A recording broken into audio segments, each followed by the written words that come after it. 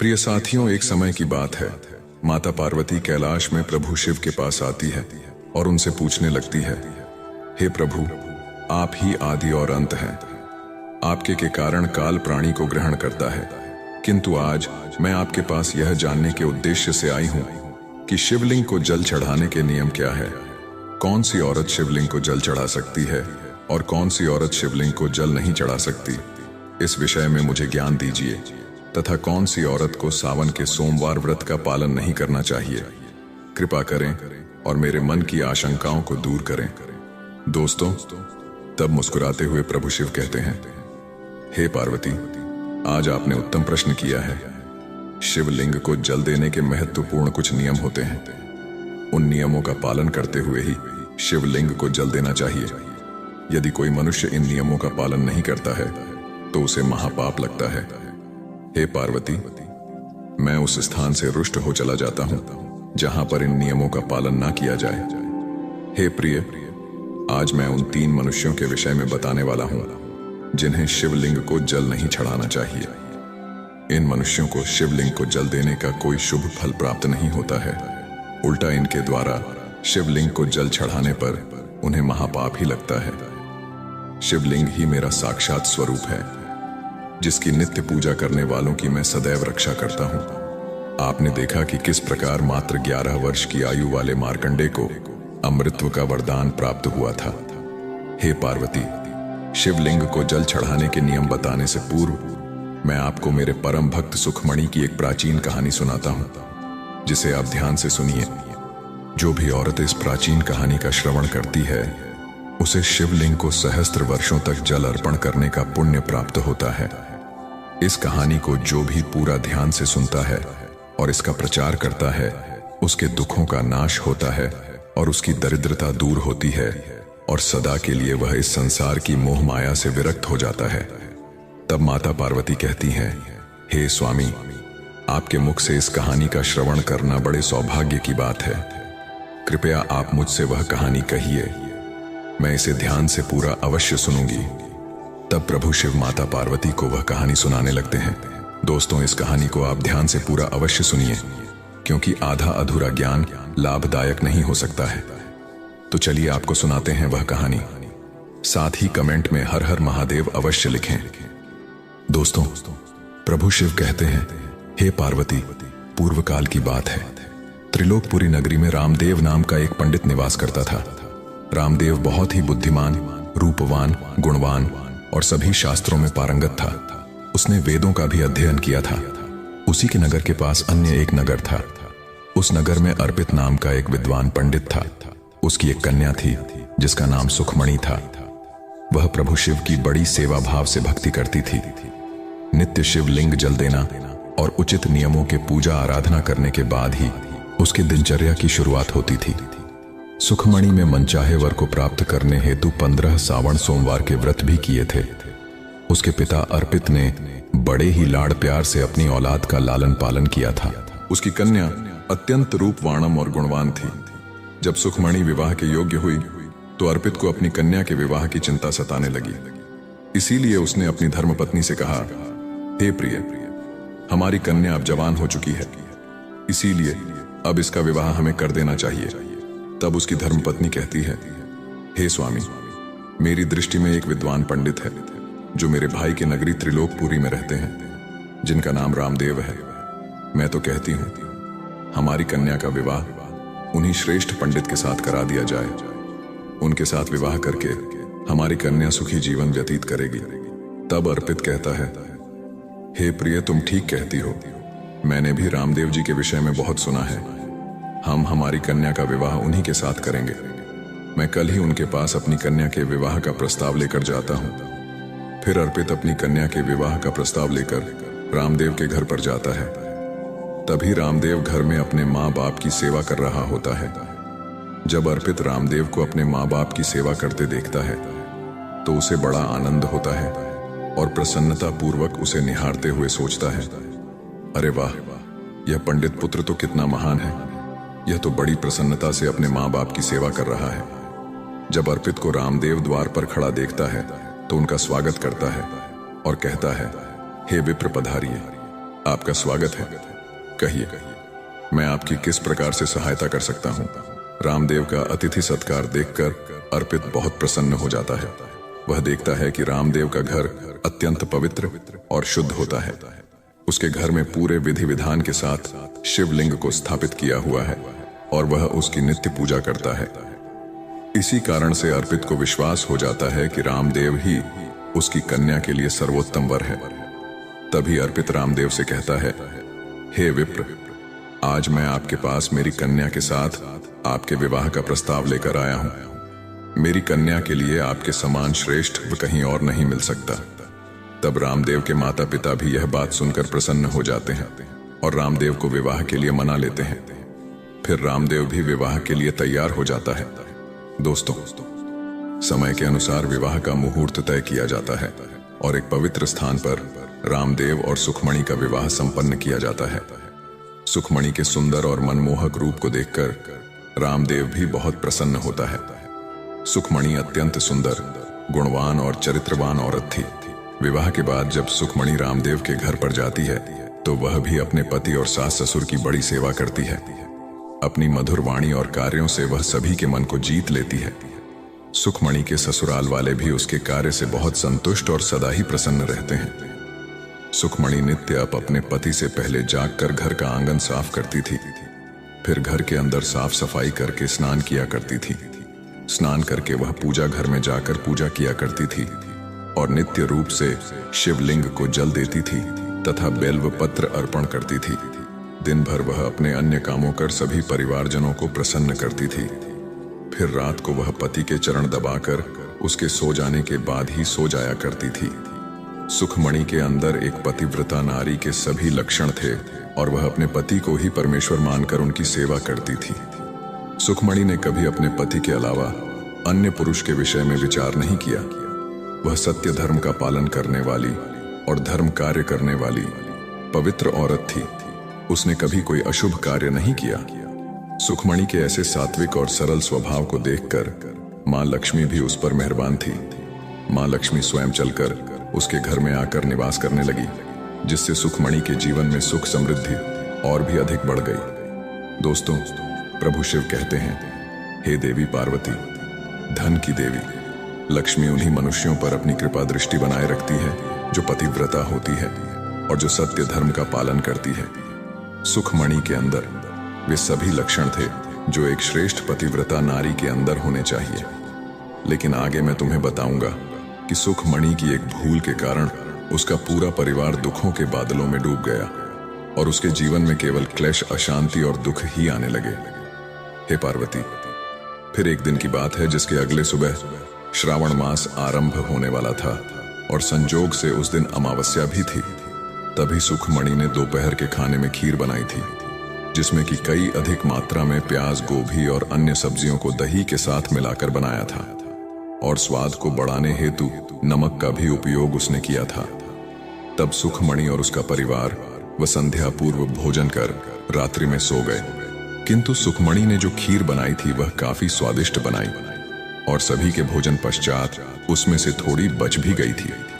जब अगली सुबह रामदेव और सुखमणि जल्दी सुबह उठे तो उन्हें रात की बनाई हुई खीर बहुत पसंद आई थी और उन दोनों ने उसे खा लिया। दोस्तों, कहते हैं कि प्याज के अधिक सेवन करने से मनुष्य की कामुकता बढ़ जाती है। अब उन दोनों के साथ यही हुआ। सुखमणि का पति अत्यंत कामात होकर सुबह स्नान करने के पश्चात सुखमणि के पास आया और उसने सुखमणि के साथ शारीरिक संबंध स्थापित किया, जिससे सुखमणि का शरीर अपवित्र हो गया।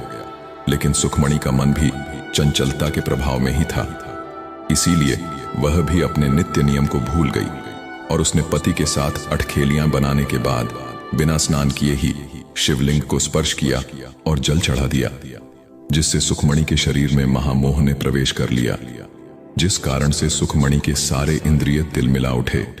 सुखमणि के शरीर में महामोह ने प्रवेश करते ही प्रभु शिव क्रोधित होकर वहां से चले गए तथा इस अपवित्र अवस्था को देख शिव जी अपने ही भक्त से रुष्ट होकर वहां से चले जाते हैं। तब से सुखमणि के शरीर में निवास कर रहे उस महामोह ने उसे सभी धार्मिक कार्यों से वंचित कर दिया तथा उसने अपने सभी श्रावण सोमवार व्रतों के पुण्य को नष्ट कर दिया। उन दोनों ने अनजान में लहसुन प्याज का सेवन किया तथा सोमवार के व्रत के दौरान सुखमणि ने सेंधा नमक का उपयोग अपने भोजन में किया, जिस कारण से उसका व्रत भी विफल हो गया। जिस व्रतों को करने से मनुष्य को महापुण्य की प्राप्ति होती है, वहीं सुखमणि अपने अनजान दुष्कर्म से पाप की भागी बनती जा रही थी। महामोर के शरीर में वास होने के कारण सुखमणि की मति भ्रष्ट हो जाती है तथा इसका विपरीत प्रभाव सुखमणि के पति पर भी पड़ पड़ा और वह भी सदा कामात होकर सुखमणि के साथ भोग विलास करने लगा। उसका मन सदैव ही चंचल अवस्था में लगा रहता था। फिर एक दिन सुखमणि के पति ने तो सभी सीमाओं का उल्लंघन किया और सुखमणि के मासिक धर्म के दौरान ही उसके साथ संबंध स्थापित किया, जिससे सुखमणि के शरीर में निवास कर रहा ब्रह्म हत्या का पाप उसके पति के शरीर में प्रवेश कर गया। हे देवी, जब औरत मासिक धर्म से होती है तो उसके शरीर में 3 दिनों तक ब्रह्म हत्या का पाप निवास करता है, क्योंकि ब्रह्मदेव ने इंद्र के शरीर से ब्रह्म हत्या का पाप निकालकर वृक्ष, जल, अग्नि और अप्सराओं को ग्रहण करने के लिए कहा था। उसी समय से औरतों के शरीर में मासिक धर्म के दौरान ब्रह्म हत्या का पाप निवास करता है, और जो भी पुरुष मासिक धर्म के दौरान औरत को स्पर्श करता है अथवा उसके साथ संबंध बनाता है तो यह पाप उसके शरीर में प्रवेश कर जाता है, वही ब्रह्म हत्या का पाप सुखमणि के पति के शरीर के अंदर प्रवेश कर गया और वह जमीन पर गिर पड़ा। उसे तुरंत ही कुष्ठ रोग हो गया। उसका अंग अंग जलने लगा, उसके शरीर पर छाले पड़ गए, उसके पूरे शरीर से रक्त की बदबू आने लगी और वह दर्द से चीखने चिल्लाने लगी। हाय, ये मुझसे क्या अपराध हो गया? मेरे द्वारा ये कैसा भयंकर पाप हो गया है? मैंने सब कुछ जानते हुए भी महापाप किया है। हे शिव, अब मेरी रक्षा कौन करेगा? तभी सुखमणि की सांस तुरंत उस स्थान पर आ गई तो उसने देखा कि उसका बेटा कुष्ठ रोग से ग्रसित होकर जमीन पर पड़ा है। वह क्रोध में आकर सुखमणि से कहने लगी, अरे चुड़ैल, अरे पापिनी, तूने यह क्या कर डाला? अपने ही पति का धर्म भ्रष्ट कर डाला। तूने उसके साथ मासिक पीड़ा में क्यों संबंध बनाया? अपने पति की ऐसी हालत देखकर सुखमणि बहुत घबरा गई और जोर जोर से रोने लगी और कहा, हे सासू मां, मुझे क्षमा करो, मुझसे बहुत बड़ा अपराध हो गया है। मन पर नियंत्रण होकर मेरे द्वारा यह अपराध हो गया है। तब सुखमणि की सांस ने कहा, हे पापिनी, तू इस घर से अभी चली जा। तुझ जैसी चुड़ैल औरत को इस घर में नहीं रहना चाहिए। तूने मेरे बेटे के जीवन को नरक बना दिया है और पता नहीं आगे और क्या क्या करेगी। सुखमणि कहती है, हे माँ जी, मैं कहाँ जाऊं? मेरे पति के अलावा मेरा कोई नहीं है। मैं उन्हें छोड़कर जीवित नहीं रह सकती। तू कहीं भी जाकर मर जा, लेकिन अब तू इस घर में निवास नहीं कर सकती। इतना कहकर सुखमणि की सांस ने उसे धक्के मारकर घर से निकाल दिया। फिर सुखमणि दुखी होकर घर से निकल गई। उसे अपनी भूल पर बड़ा पछतावा होने लगा। उसे कुछ भी समझ में नहीं आ रहा था कि वह क्या करे। तब सुखमणि चलते चलते एक वन में जाती है। उसी वन में एक शिव मंदिर होता है। तब वह उस मंदिर पर सहायता मांगने के लिए जाती है तो वहां पर कोई नहीं होता है। सुखमणि उसी मंदिर पर जाकर बैठ जाती है और अपने दोष के विषय में सोचते हुए दुखी होने लगती है। फिर कुछ समय के बाद एक महात्मा उस मंदिर पर आते हैं जो कि मंदिर के पुजारी होते हैं। जब वे महात्मा एक औरत को अपने मंदिर पर दुखी बैठा हुआ देखते हैं तो आश्चर्यचकित हो जाते हैं और पास जाकर उस औरत से पूछने लगते हैं, हे कल्याणी, तुम कौन हो और किस कारण से इस स्थान पर अकेले बैठी हो? तुम्हारे दुख का क्या कारण है? कोई गुप्त बात ना हो तो अवश्य बताओ, शायद मैं तुम्हारी कोई मदद कर सकूं। तब सुखमणि कहती है, हे मुनिवर, मेरा नाम सुखमणि है। मेरे द्वारा घोर पाप हो गया था। उसी कारण से मैं अपने परिवार से बिछड़कर इस स्थान पर आई हूं। तब महात्मा कहते हैं, हे देवी, यह क्या कह रही हो? तुमने कौन सा पाप किया है? मुझे विस्तार से बताओ। मैं तुम्हारी कोई सहायता कर सकूं तो प्रयत्न अवश्य करूंगा। सुखमणि कहती है, हे मुनिवर, मेरे द्वारा घोर पाप हो गया है। मासिक धर्म के दौरान मैंने पति के साथ संबंध बनाया था। इसी कारण से मेरे पति कुष्ठ रोग से ग्रस्त हो गए और दुख भोग रहे हैं। फिर महात्मा कहते हैं, बेटी, तुम चिंता मत करो। तुम्हारे द्वारा जो पाप हुआ है उसका प्रायश्चित करो। तुम्हें पाप से मुक्ति मिल जाएगी। तुम इस मंदिर में रहकर प्रभु शिव शंकर की पूजा करो। शिवलिंग को नित्य जल दो और बेलपत्र अर्पण करो। यही तो पूरे संसार के पिता हैं। जो भी इनके शरण में आता है उसका उद्धार निश्चित ही होता है और तुम्हारा पति भी जल्दी ही ठीक हो जाएगा। फिर वह सुखमणि वहीं पर उसी शिव मंदिर में रहकर प्रभु शिव और शिवलिंग की नित्य पूजा करने लगती है। रोज स्नान करके वह ब्रह्मचर्य का पालन करते हुए शिवलिंग को जल चढ़ाती है और शिवलिंग पर बेलपत्र अर्पण करती है तथा प्रभु शिव को मिष्ठान भोग लगाती है तथा उस मंदिर में मौजूद सभी गायों को चारा डालती है, उनकी सेवा करती है। दिन भर वही मंदिर में प्रभु शिव की मूर्ति के आगे बैठकर प्रभु शिव जी की भक्ति करने लगती है, उनकी स्तुति करती है और फिर से अपने पति के मंगल होने के लिए 16 सोमवार का व्रत भी करती है। इस प्रकार से 1 वर्ष बीत जाता है, किंतु वहीं दूसरी ओर प्रभु शिव भी उसकी परीक्षा ले रहे होते हैं। अब अगला श्रावण मास प्रारंभ होता है। तब महात्मा कहते हैं, हे कन्या, तुम इस श्रावण मास में निरंकार सभी सोमवार का व्रत करो, शिव जी का ही सदैव ध्यान करो और याद रहे कि कोई भूल ना हो। अब मैं तुम्हें श्रावण सोमवार व्रत के विषय में विस्तार से बताता हूँ, तुम इसे ध्यान से सुनो। किसी भी औरत या पुरुष को श्रावण माह में किसी भी प्रकार के तामसिक पदार्थों का सेवन नहीं करना चाहिए। परहेज की हुई किसी भी वस्तु का सेवन नहीं करना चाहिए। हे कन्या, शिवलिंग पर भूल से भी केत की पुष्प तुलसी पत्र को अर्पण नहीं करना चाहिए और ना ही शिव जी की पूजा में शंख का उपयोग करना चाहिए। शिवलिंग पर कभी भी हल्दी, कुमकुम और सिंदूर अर्पण नहीं करना चाहिए। अब तुम सच्चे मन से शिव की पूजा आराधना करो, वे अवश्य तुम्हारी सभी इच्छाओं को पूर्ण करेंगे। अब सुखमणि इसी प्रकार से सोमवार के व्रतों का पालन करती है, किंतु उसे कोई भी साक्षात्कार या अनुभव नहीं आ रहा था, जिससे हताश होकर वह एक दिन मन में आत्महत्या करने का विचार करती है, क्योंकि उसके जीवन में किसी भी प्रकार का सुधार उसे नजर नहीं आ रहा था। तब वह शिव मंदिर के पास वाली नदी के किनारे जाती है और प्रभु शिव का स्मरण करते हुए जल समाधि ले लेती है। किंतु उसी समय एक चमत्कार हो जाता है। जिस प्रकार से सुखमणि जल में प्रवेश करती है, ठीक उसी प्रकार से वह वापस जल से बाहर आती है। जब वह अपनी आंखें खोलती है तो उसके सामने स्वयं प्रभु शिव प्रकट हो जाते हैं। दोस्तों, प्रभु शिव सुखमणि की दृढ़ निष्ठा और भक्ति से अत्यंत प्रसन्न हो जाते हैं और सुखमणि को साक्षात दर्शन देते हैं। प्रभु शिव को साक्षात अपने सामने खड़ा देखकर सुखमणि उन्हें बारंबार प्रणाम करने लगती है, उनकी स्तुति करने लगती है। तब प्रभु शिव सुखमणि से कहते हैं, हे कन्या, तुमने बड़ी ही श्रद्धा से और भक्ति भाव से मेरी आराधना की है, इसीलिए अब मैं तुम पर प्रसन्न हूं। कहो तुम्हारी क्या कामना है। तब सुखमणि कहती है, हे प्रभु, कृपया मुझे बताइए, मेरे किस दोष के कारण मेरे अंदर काम का वास हो गया, जिस कारण से मेरे द्वारा घोर पाप हुआ और मेरे पति को कुष्ठ रोग हो गया। प्रभु शिव कहते हैं, हे कन्या, अब तुम ध्यान से सुनो। तुम्हारे द्वारा अनजाने में ही एक पाप हुआ था, जिस कारण से तुम्हारे अंदर महामोह ने प्रवेश कर लिया था। एक दिन सावन माह में तामसिक पदार्थ का सेवन करके तुमने अपने पति के साथ संबंध बनाने के बाद बिना स्नान किए ही शिवलिंग स्पर्श करते हुए जल दिया था। पति धर्म पत्नी जब रतिक्रिया करते हैं तो उनका शरीर अपवित्र हो जाता है और ऐसी अवस्था में शिवलिंग को कभी स्पर्श नहीं करना चाहिए। शिवलिंग मेरा ही पूर्ण अंश अवतार है।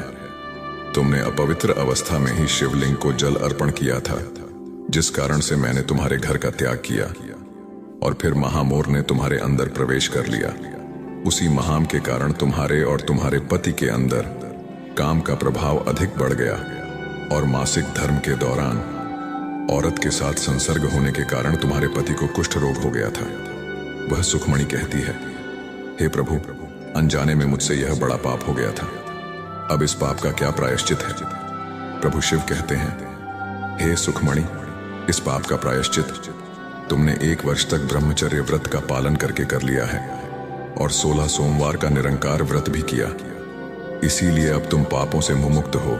सुखमणि कहती है, हे प्रभु, कृपया मुझे बताइए, किस अवस्था में शिवलिंग को जल नहीं चढ़ाना चाहिए और शिवलिंग पर जल चढ़ाने के क्या नियम हैं। तब प्रभु शिव कहते हैं, हे कन्या, अब मैं तुम्हें शिवलिंग को जल देने के नियम बताता हूं, तुम इसे ध्यान से सुनो। हे कन्या, शिवलिंग अत्यंत पवित्र होता है, यह मुझे सबसे अधिक प्रिय है। इसीलिए इसकी सात्विकता पवित्रता बनी रहनी चाहिए। शिवलिंग को कभी अपवित्र अवस्था हम स्पर्श नहीं करना चाहिए। जो औरत मासिक धर्म से हो उसे कभी स्पर्श नहीं करना चाहिए। मासिक धर्म के दौरान औरत के शरीर में ब्रह्म हत्या का पाप होता है। ऐसे में औरत को शिवलिंग को जल नहीं चढ़ाना चाहिए। किसी भी औरत और पुरुष को संबंध बनाने के बाद शिवलिंग को स्पर्श नहीं करना चाहिए और ना ही इसे जल चढ़ाना चाहिए। संबंध बनाने पर औरत और पुरुष का शरीर अपवित्र हो जाता है। ऐसी अवस्था में शिवलिंग को स्पर्श करने पर दोष लगता है। यह महापाप होता है। हे कन्या, जो औरत अपने पति का त्याग करके चली गई हो, जो विवाह के पश्चात अपने पति को छोड़कर अन्य पुरुष के साथ निवास कर रही हो, ऐसी औरत को भी शिवलिंग को जल नहीं चढ़ाना चाहिए।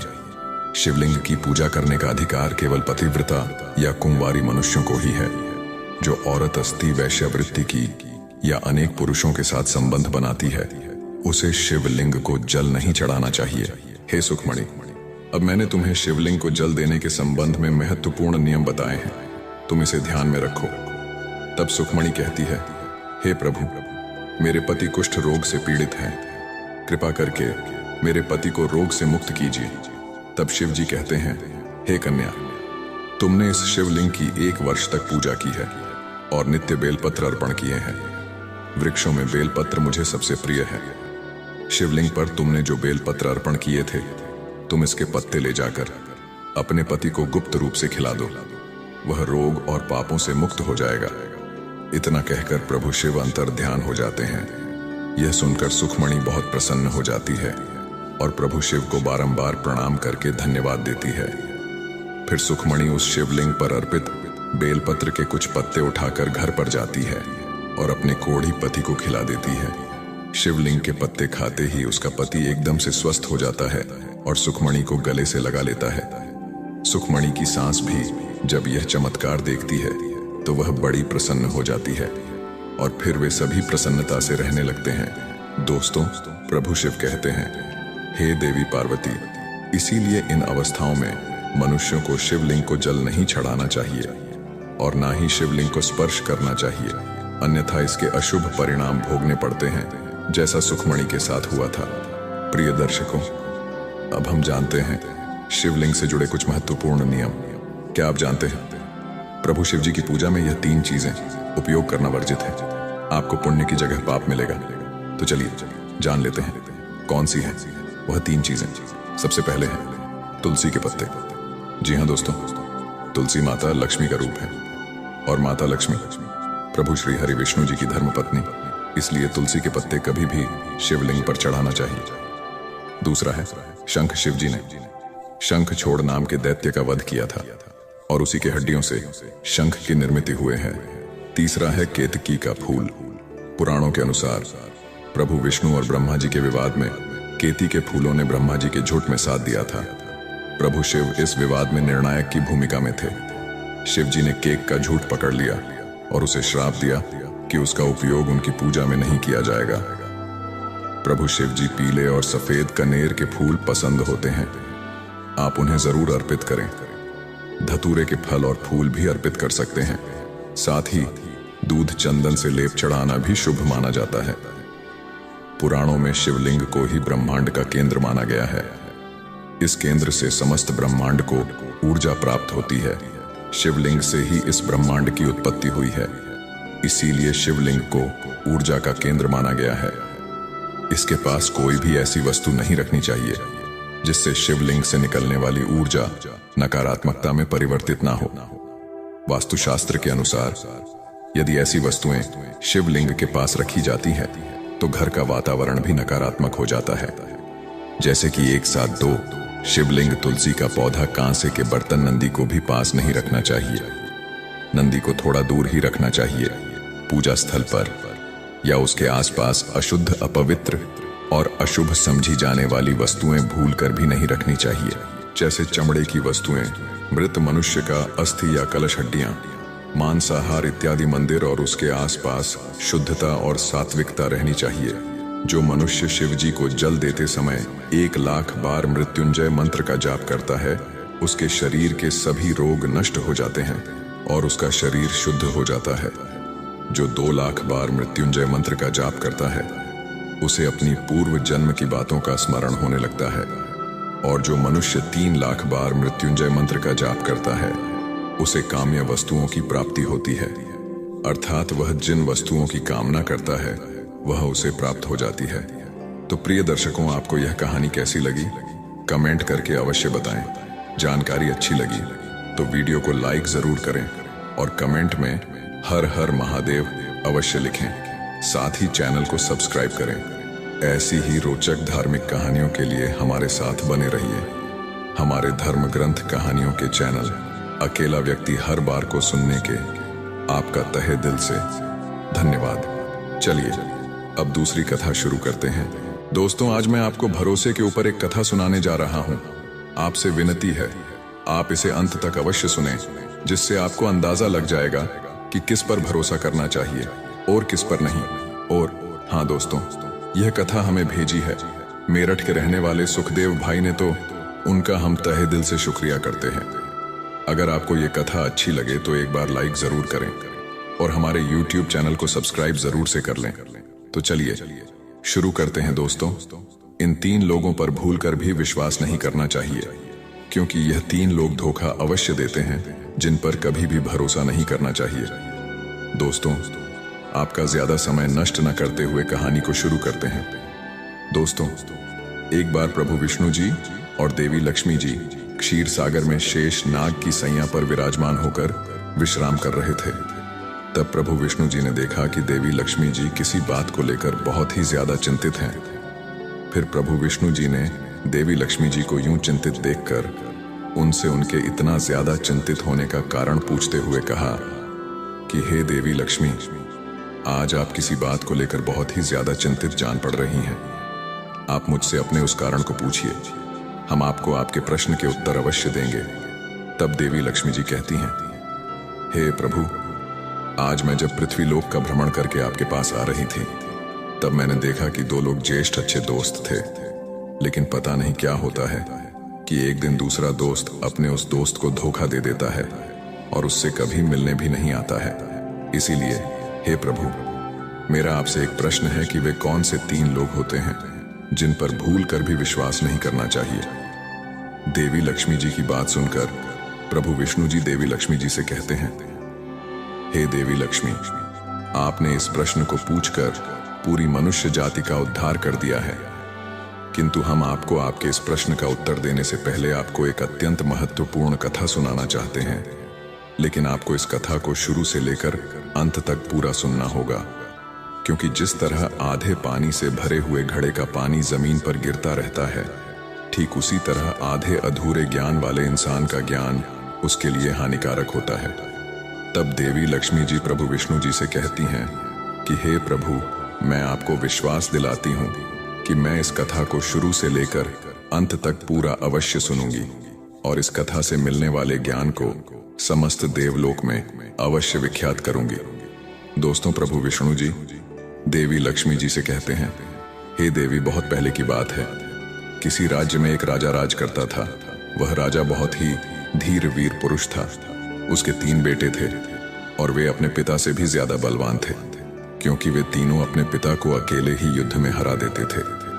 इसीलिए राजा अपने तीनों बेटों को युद्ध में लड़ने के लिए ले जाता था, जिससे राजा कभी भी युद्ध में पराजित नहीं होता था। लेकिन उसके तीनों बेटों को अपनी बहादुरी पर बहुत घमंड था और वे तीनों खुद को सभी राजाओं से बेहतर समझते थे। एक दिन राजा ने अपने तीनों बेटों को अपने पास बुलाया और उनसे कहा कि हे बेटों, तुम सब निश्चित ही बलवान हो, युद्ध की नीतियों में पारंगत हो, लेकिन बेटों, तुम मेरी एक बात याद रखना कि तुम तीनों भूलकर भी राज्य की सीमा वाले वन में नहीं जाना, वरना तुम्हारे साथ अनर्थ हो जाएगा। बाकी तुम सभी किसी भी राज्य की तरफ जा सकते हो। इतना कहकर राजा शांत हो जाता है और तीनों बेटों को अपने अपने कमरे में जाने के लिए कहता है। फिर तीनों राजवंशी अपने अपने कमरे में चले जाते हैं और आराम करने लगते हैं। किंतु तीनों राजवंशी अपने पिताजी की बात को लेकर बहुत ही आश्चर्य में थे। वे अपने मन में सोचने लगे कि आखिर इस राज्य की सीमा पार वाले जंगल में ऐसा क्या है जिससे हमारे पिताजी इतना डर रहे हैं। मुझे तो लगता है कि वहां चलकर देखना चाहिए। ऐसे ही कुछ विचार राजा के उन तीनों राजवंशियों के मन में उठ रहे थे, और इसी तरह से सोचते हुए उन्हें कब नींद आ गई, उन्हें कुछ पता ही नहीं चल पाया। फिर जब सुबह हुई और वे तीनों राजवंशी उठकर एक दूसरे से मिलते हैं, उसके बाद अपने सभी नित्य कार्यों को करने के बाद वे तीनों राजवंशी शिकार करने के लिए अपने अपने घोड़ों पर सवार होकर महल से बाहर वन की तरफ निकल जाते हैं। किंतु बहुत देर तक शिकार की तलाश करने के बाद भी उन्हें कोई भी शिकार नहीं मिलता है। तब उन तीनों राजवंशी में से सबसे छोटा वाला बेटा ज्येष्ठ वाले बेटे से कहता है, हे भ्राता श्री, लगता है कि इस वन में हमको कोई भी जानवर शिकार करने के लिए नहीं मिलेगा। क्यों ना हम सीमा पार वाले वन में चलकर देखें, शायद वहां पर हमें कोई शिकार करने के लिए मिल ही जाए। उस छोटे वाले बेटे की बात सुनकर बड़ा वाला बेटा उससे कहता है कि क्या तुम पागल हो? पिताजी ने तो उस वन में जाने से साफ साफ मना किया है। जो वह छोटा बेटा था वह बहुत ही शरारती स्वभाव का था, इसलिए वह बोलने में भी बहुत तेज था। उसके बाद वह ज्येष्ठ वाले बेटे से कहता है, मुझे लगता है कि पिताजी उस वन के राजा से युद्ध में पराजित हो गए होंगे, इसलिए वे हमें उस वन में जाने से रोक रहे हैं, और वे यह समझते हैं कि शायद वह हमें भी युद्ध में पराजित कर देगा। यह बात सुनकर बाकी के दोनों ज्येष्ठ राजवंशियों का क्रोध 7वें आसमान पर चढ़ जाता है। वह छोटा वाला राजवंशी कहता है, लेकिन आप ही सोचिए कि अगर हम उस वन के राजा को युद्ध में पराजित कर दें, तब हमारी कितनी प्रशंसा होगी, और जब पिताजी को यह बात पता चलेगी कि हमने उनके शत्रु को युद्ध में पराजित कर दिया है, तब वे कितना प्रसन्न होंगे। फिर जब उन दोनों ज्येष्ठ राजवंशियों ने उस छोटे बेटे की बात सुनी, तब उनका क्रोध थोड़ा सा शांत हो गया, और वे दोनों ज्येष्ठ बेटे उस छोटे वाले बेटे की बात को मान लेते हैं। फिर वे तीनों बेटे उस वन में पहुंच जाते हैं। उस वन का दृश्य बहुत ही मनमोहक था, क्योंकि उस वन के चारों तरफ हरियाली ही हरियाली दिखाई दे रही थी, लेकिन उस वन में उन्हें कोई भी जानवर दिखाई नहीं दे रहा था। और वे तीनों बेटे उस वन में बहुत देर तक शिकार की तलाश करते रहे, किंतु उस वन में भी उन्हें शिकार करने के लिए कोई शिकार नहीं मिल रहा था। इसलिए वे तीनों राजवंशी बहुत ही चिंतित हो जाते हैं और आपस में बात करने लगते हैं कि आखिर इस वन के सभी जानवर गए तो कहाँ गए दोस्तों। प्रभु विष्णु जी लक्ष्मी जी से कहते हैं, हे देवी, फिर बहुत देर तक शिकार की तलाश करने के बावजूद भी उन्हें कोई भी जानवर शिकार करने के लिए नहीं मिलता है, और कई घंटों से शिकार की तलाश करते करते वह तीनों राजवंशी बहुत जोर से प्यासे हो गए। इसीलिए वे तीनों राजवंशी एक वृक्ष के नीचे खड़े होकर विश्राम करने लगे, लेकिन उनकी प्यास कम नहीं हो रही थी, बल्कि और भी तेज हो गई। अब उनके कंठ भी सूखने लगे थे और धीरे धीरे शाम होने लगी थी। इसलिए उस वन के चारों ओर धीरे धीरे अंधेरा छाने लगा था। तब ज्येष्ठ राजवंशी ने कहा कि ऐसे नहीं चलेगा, ऐसे तो हम सभी की मृत्यु प्यास के कारण ही हो जाएगी, इसलिए हमें तुरंत ही पानी की तलाश करनी चाहिए। तभी अचानक से सबसे छोटा राजवंशी उसी वृक्ष पर चढ़कर एक डाल पर बैठ जाता है और उस वन के चारों तरफ अपनी नजर है। तब उसे उस वन के किनारे पर एक घर दिखाई देता है। वह राजवंशी इसलिए उस घर को इतनी आसानी से देख लेता है क्योंकि उस घर के सामने आग भी पानी रही थी। यह दृश्य देखकर वह छोटा राजवंशी उस वृक्ष से नीचे उतर जाता है और ज्येष्ठ राजवंशी से कहता है कि ज्येष्ठ भ्राता श्री, आप चिंता मत करिए, क्योंकि अब आपकी प्यास मिटने वाली है। तब दोनों ज्येष्ठ राजवंशियों ने उससे पूछा कि क्या हुआ, तुमने ऐसा क्या देख लिया है जिसके कारण इतना प्रसन्न हो रहे हो। तब उसने जवाब देते हुए कहा कि ज्येष्ठ भ्राता श्री, मैंने इस वृक्ष के ऊपर चढ़कर देखा कि इस वन से कुछ दूरी पर एक घर है और उस घर के सामने आग भी पानी रही है।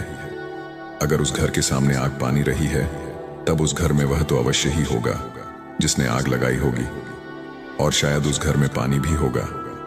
इसीलिए मैं तो आपसे कहता हूं कि हमें उस घर के पास अवश्य जाना चाहिए, जिससे हम सभी थोड़ा थोड़ा पानी ग्रहण कर सकें। फिर उस छोटे वाले राजवंशी की बात सुनकर वे दोनों राजवंशी बहुत ही प्रसन्न हो जाते हैं और उसे अपने गले से लगा लेते हैं। फिर उसके बाद वे तीनों राजवंशी उसी घर के समीप जाते हैं।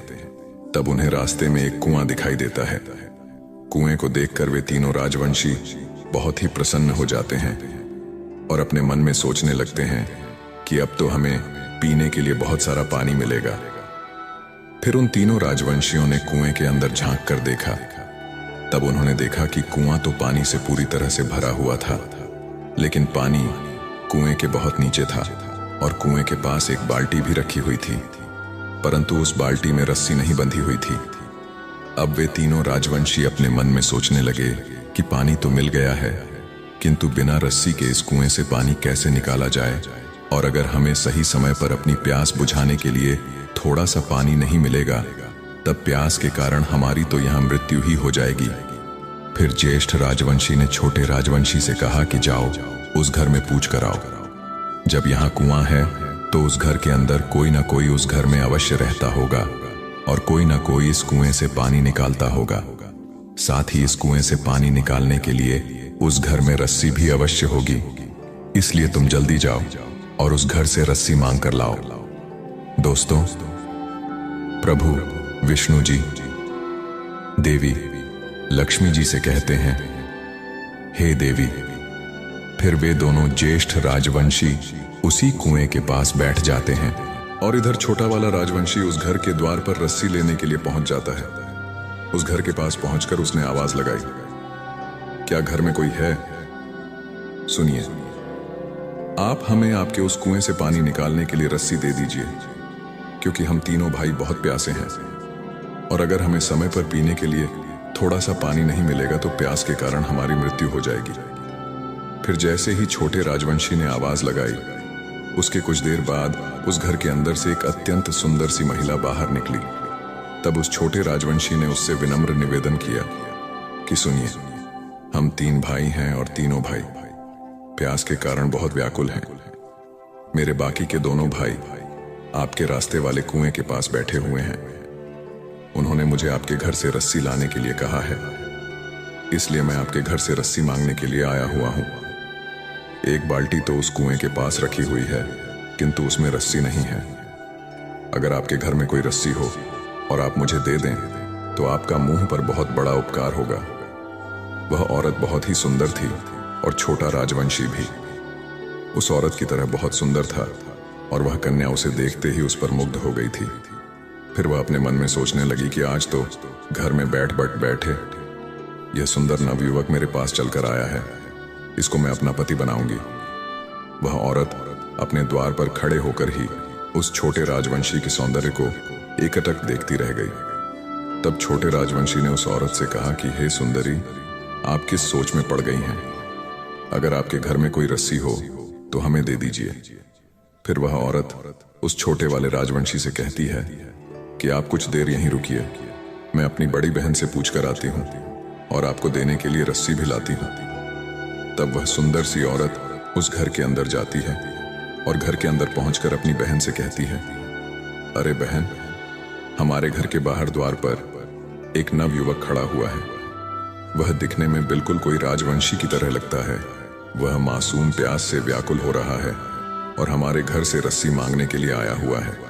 अपनी बहन की बात सुनकर वह बहुत ही प्रसन्न हो जाती है और शीघ्र ही अपने घर के द्वार खोलकर उस राजवंशी के पास पहुंच जाती है। द्वार पर पहुंचकर वह देखती है कि एक सुंदर सा नवयुवक उसके द्वार पर खड़ा हुआ है, जो बिल्कुल किसी राजवंशी के समान जान पड़ रहा है। तब उस सुंदर औरत की बड़ी बहन ने उस छोटे वाले राजवंशी से कहा कि आप कौन हैं? आप किस लिए हमारे घर आए हुए हैं और आप कैसे यहाँ तक पहुंचे? तब वह छोटा राजवंशी उससे कहता है कि हे सुंदरी, मैं इस राज्य के राजा का सबसे छोटा बेटे हूँ।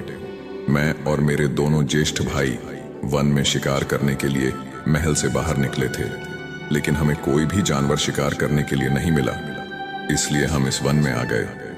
किंतु बहुत से शिकार की तलाश करने के कारण हमें बहुत जोर से प्यास लगने लगी।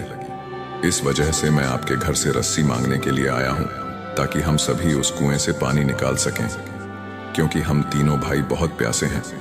अगर आप मुझे रस्सी दे देती हैं तो आपका मुझ पर बड़ा उपकार होगा। दोस्तों, प्रभु विष्णु जी देवी लक्ष्मी जी से कहते हैं, हे देवी। छोटे राजवंशी की बात सुनकर उस औरत की बहन कहती है कि रस्सी तो आपको हमारे घर में अवश्य ही मिल जाएगी, लेकिन आपको मेरी एक शर्त माननी पड़ेगी, और अगर आप मेरी उस शर्त को स्वीकार कर लेते हैं तो हम आपको रस्सी अवश्य देंगे, बल्कि रस्सी ही नहीं देंगे, हम आपको स्वयं अपने हाथों से पानी पिलाएंगे और हम आपको आराम करने के लिए चारपाई भी देंगे। तब वह राजवंशी उससे कहता है कि ठीक है, लेकिन आप मुझे अपनी शर्त तो बता दीजिए जिसे मैं अपने दोनों भ्राताओं को बता सकूं। फिर उस सुंदर सी औरत की बहन उस छोटे वाले राजवंशी से कहा कि हे नवयुवक, मेरी यह शर्त है कि तुम तीनों मेरी तीनों बहनों से शादी कर लो। वे भी मेरी ही तरह बहुत सुंदर हैं और अभी तक कुंवारी हैं, क्योंकि आज तक हमने तुम्हारे जैसे हष्ट-पुष्ट नवयुवक कभी नहीं देखे हैं। इसलिए आज तक हम तीनों बहनें कुंवारी हैं। लेकिन अगर तुम और तुम्हारे दोनों ज्येष्ठ भाई चाहे तो हम तीनों बहनों से शादी कर लें। तब हम तुम तीनों भ्राताओं को अपने घर में बिठाकर पानी पिलाएंगे और साथ में खाने के लिए स्वादिष्ट भोजन भी बना कर देंगे और तुम्हें आराम करने के लिए चारपाई भी देंगे। किंतु अगर तुम मेरी इस शर्त को स्वीकार नहीं करते हो, तब मैं तुम्हें पीने के लिए पानी तो क्या, मैं तुम दोनों को अपने घर के सामने बैठने भी नहीं दूंगी। उस सुंदर सी औरत की बड़ी बहन की बात सुनकर वह छोटा राजवंशी ज्येष्ठ ही आश्चर्य में पड़ जाता है और अपने मन में सोचने लगता है कि आखिर यह कैसी शर्त है। बिना देवी पिता की आज्ञा से हम तीनों भाई यूं अचानक से शादी कैसे कर सकते हैं। फिर उस राजवंशी ने उसकी बड़ी बहन से कहा कि आप थोड़ी देर इंतजार कीजिए, मैं अपने दोनों ज्येष्ठ भाई से पूछ लेता हूं, वे जैसा कहेंगे हम वैसा ही करेंगे। उसके बाद वह राजवंशी दौड़ता हुआ अपने दोनों ज्येष्ठ भ्राताओं के पास पहुंच जाता है और उन्हें सारी बात बता देता है कि भ्राताओं, हमें उस घर से रस्सी ही नहीं बल्कि खुद ही अपने हाथों से पानी मिल जाएगा। उस घर में 3 औरत रहती हैं जो दिखने में बिल्कुल किसी अप्सरा की तरह हैं और हमें उस घर में रहने वाली तीनों औरतों की एक शर्त माननी पड़ेगी। उन्होंने कहा है कि अगर हम तीनों भाई उनकी वह शर्त मान लेते हैं तो हमें प्यास बुझाने के पानी भी मिलेगा और खाने के लिए भोजन भी दिया जाएगा। साथ ही साथ हमें आराम करने के लिए चारपाई भी दी जाएगी। दोस्तों, प्रभु विष्णु जी देवी लक्ष्मी जी से कहते हैं, हे देवी, वे तीनों राजवंशी बहुत प्यासे थे, इसलिए उस समय उन्हें कुछ भी समझ में नहीं आ रहा था कि उन्हें क्या करना चाहिए और क्या नहीं करना चाहिए। वे तीनों राजवंशी उस समय पानी पीकर सिर्फ अपनी जान बचाना उचित समझ रहे थे। तब ज्येष्ठ राजवंशी ने उससे कहा कि ठीक है, पानी पीने के लिए हम उनकी कोई भी शर्त मानने के लिए तैयार हैं। बताओ उनकी वह शर्त क्या है, मुझे उस शर्त के बारे में बताओ। फिर वह छोटा राजवंशी उस ज्येष्ठ राजवंशी से कहता है कि ज्येष्ठ भ्राता श्री, उस सुंदर औरत की भी 3 बहनें हैं। उनकी शर्त यह है कि अगर हम तीनों भाई उन तीनों बहनों से शादी कर लेते हैं तब हमें पीने के लिए पानी अवश्य मिल जाएगा, वरना हमें प्यास के कारण तड़प तड़प कर ही मरना पड़ेगा। उस औरत ने कहा है कि अगर हम उनकी यह शर्त स्वीकार कर लेते हैं तो हमें पीने के लिए पानी मिलेगा, खाने के लिए स्वादिष्ट खाना भी मिलेगा और आराम करने के लिए चारपाई भी मिलेगी। लेकिन अगर हम उनकी इस शर्त को अस्वीकार कर देते हैं तो वे हमें पीने के लिए पानी, तो क्या यहाँ तक कि हमें बैठने भी नहीं देंगी। तब वह बड़ा राजवंशी उस छोटे राजवंशी से कहता है कि हम उनसे शादी कैसे कर सकते हैं, और अगर हम उनसे शादी कर भी लेंगे तो हमारे पिताजी हम पर बहुत क्रोधित होंगे, उनके मान प्रतिष्ठा चली जाएगी। हमारे पिताजी तो हमारा शादी ज्येष्ठ राजाओं की राजकुमारियों से करवाना चाहते हैं। तब वह छोटा राजवंशी उस ज्येष्ठ वाले राजवंशी से कहता है, भाई, अगर हम जीवित रहेंगे तब कहीं हमारे पिताजी हमारा शादी करेंगे। क्या आप भूल गए हैं कि अगर हमें शीघ्र पानी पीने के लिए नहीं मिला तो वैसे भी हमारी मृत्यु हो जाएगी। क्यों ना हम थोड़ा सा पानी पीकर अपनी प्यास बुझाते हैं, उसके बाद देखते हैं कि पिताजी क्या करते हैं। और वैसे भी हम एक राजा के बेटे हैं, हम राजवंशी हैं, इसलिए हम एक ही नहीं कई शादी कर सकते हैं। इसमें कोई अनहोनी नहीं है, क्योंकि हमारे पिताजी ने भी कई शादी कर रखे हैं। तब बड़ा राजवंशी उस छोटे वाले राजवंशी से कहता है कि हाँ भाई, तुम सही कह रहे हो, अब जो होगा देखा जाएगा। हम पहले इनसे शादी कर लेते हैं और पानी पीकर अपनी प्यास बुझाते हैं, नहीं तो हमारे प्राण निकल जाएंगे। फिर वे तीनों राजवंशी उन तीनों सुंदर औरत से शादी करने के लिए तैयार हो गए। अब वे तीनों राजवंशी उस सुंदर औरत के घर के समीप पहुंच जाते हैं और उसकी बड़ी बहन से कहते हैं कि हम तीनों भाई आपकी शर्त मानने के तैयार हैं, आप कृपा करके हमें पीने के लिए पानी दे दो। उन तीनों राजवंशियों की बात सुनकर वे तीनों बहनें बहुत प्रसन्न हो जाती हैं और वे उन तीनों राजवंशियों को ज्येष्ठ प्रेम से पानी पिलाने लगती हैं। फिर जब पानी पीने के बाद उनकी प्यास थोड़ी शांत होती है तो वे स्त्रियां जल्दी जल्दी से उन तीनों राजवंशियों के लिए स्वादिष्ट भोजन बनाने लगती हैं।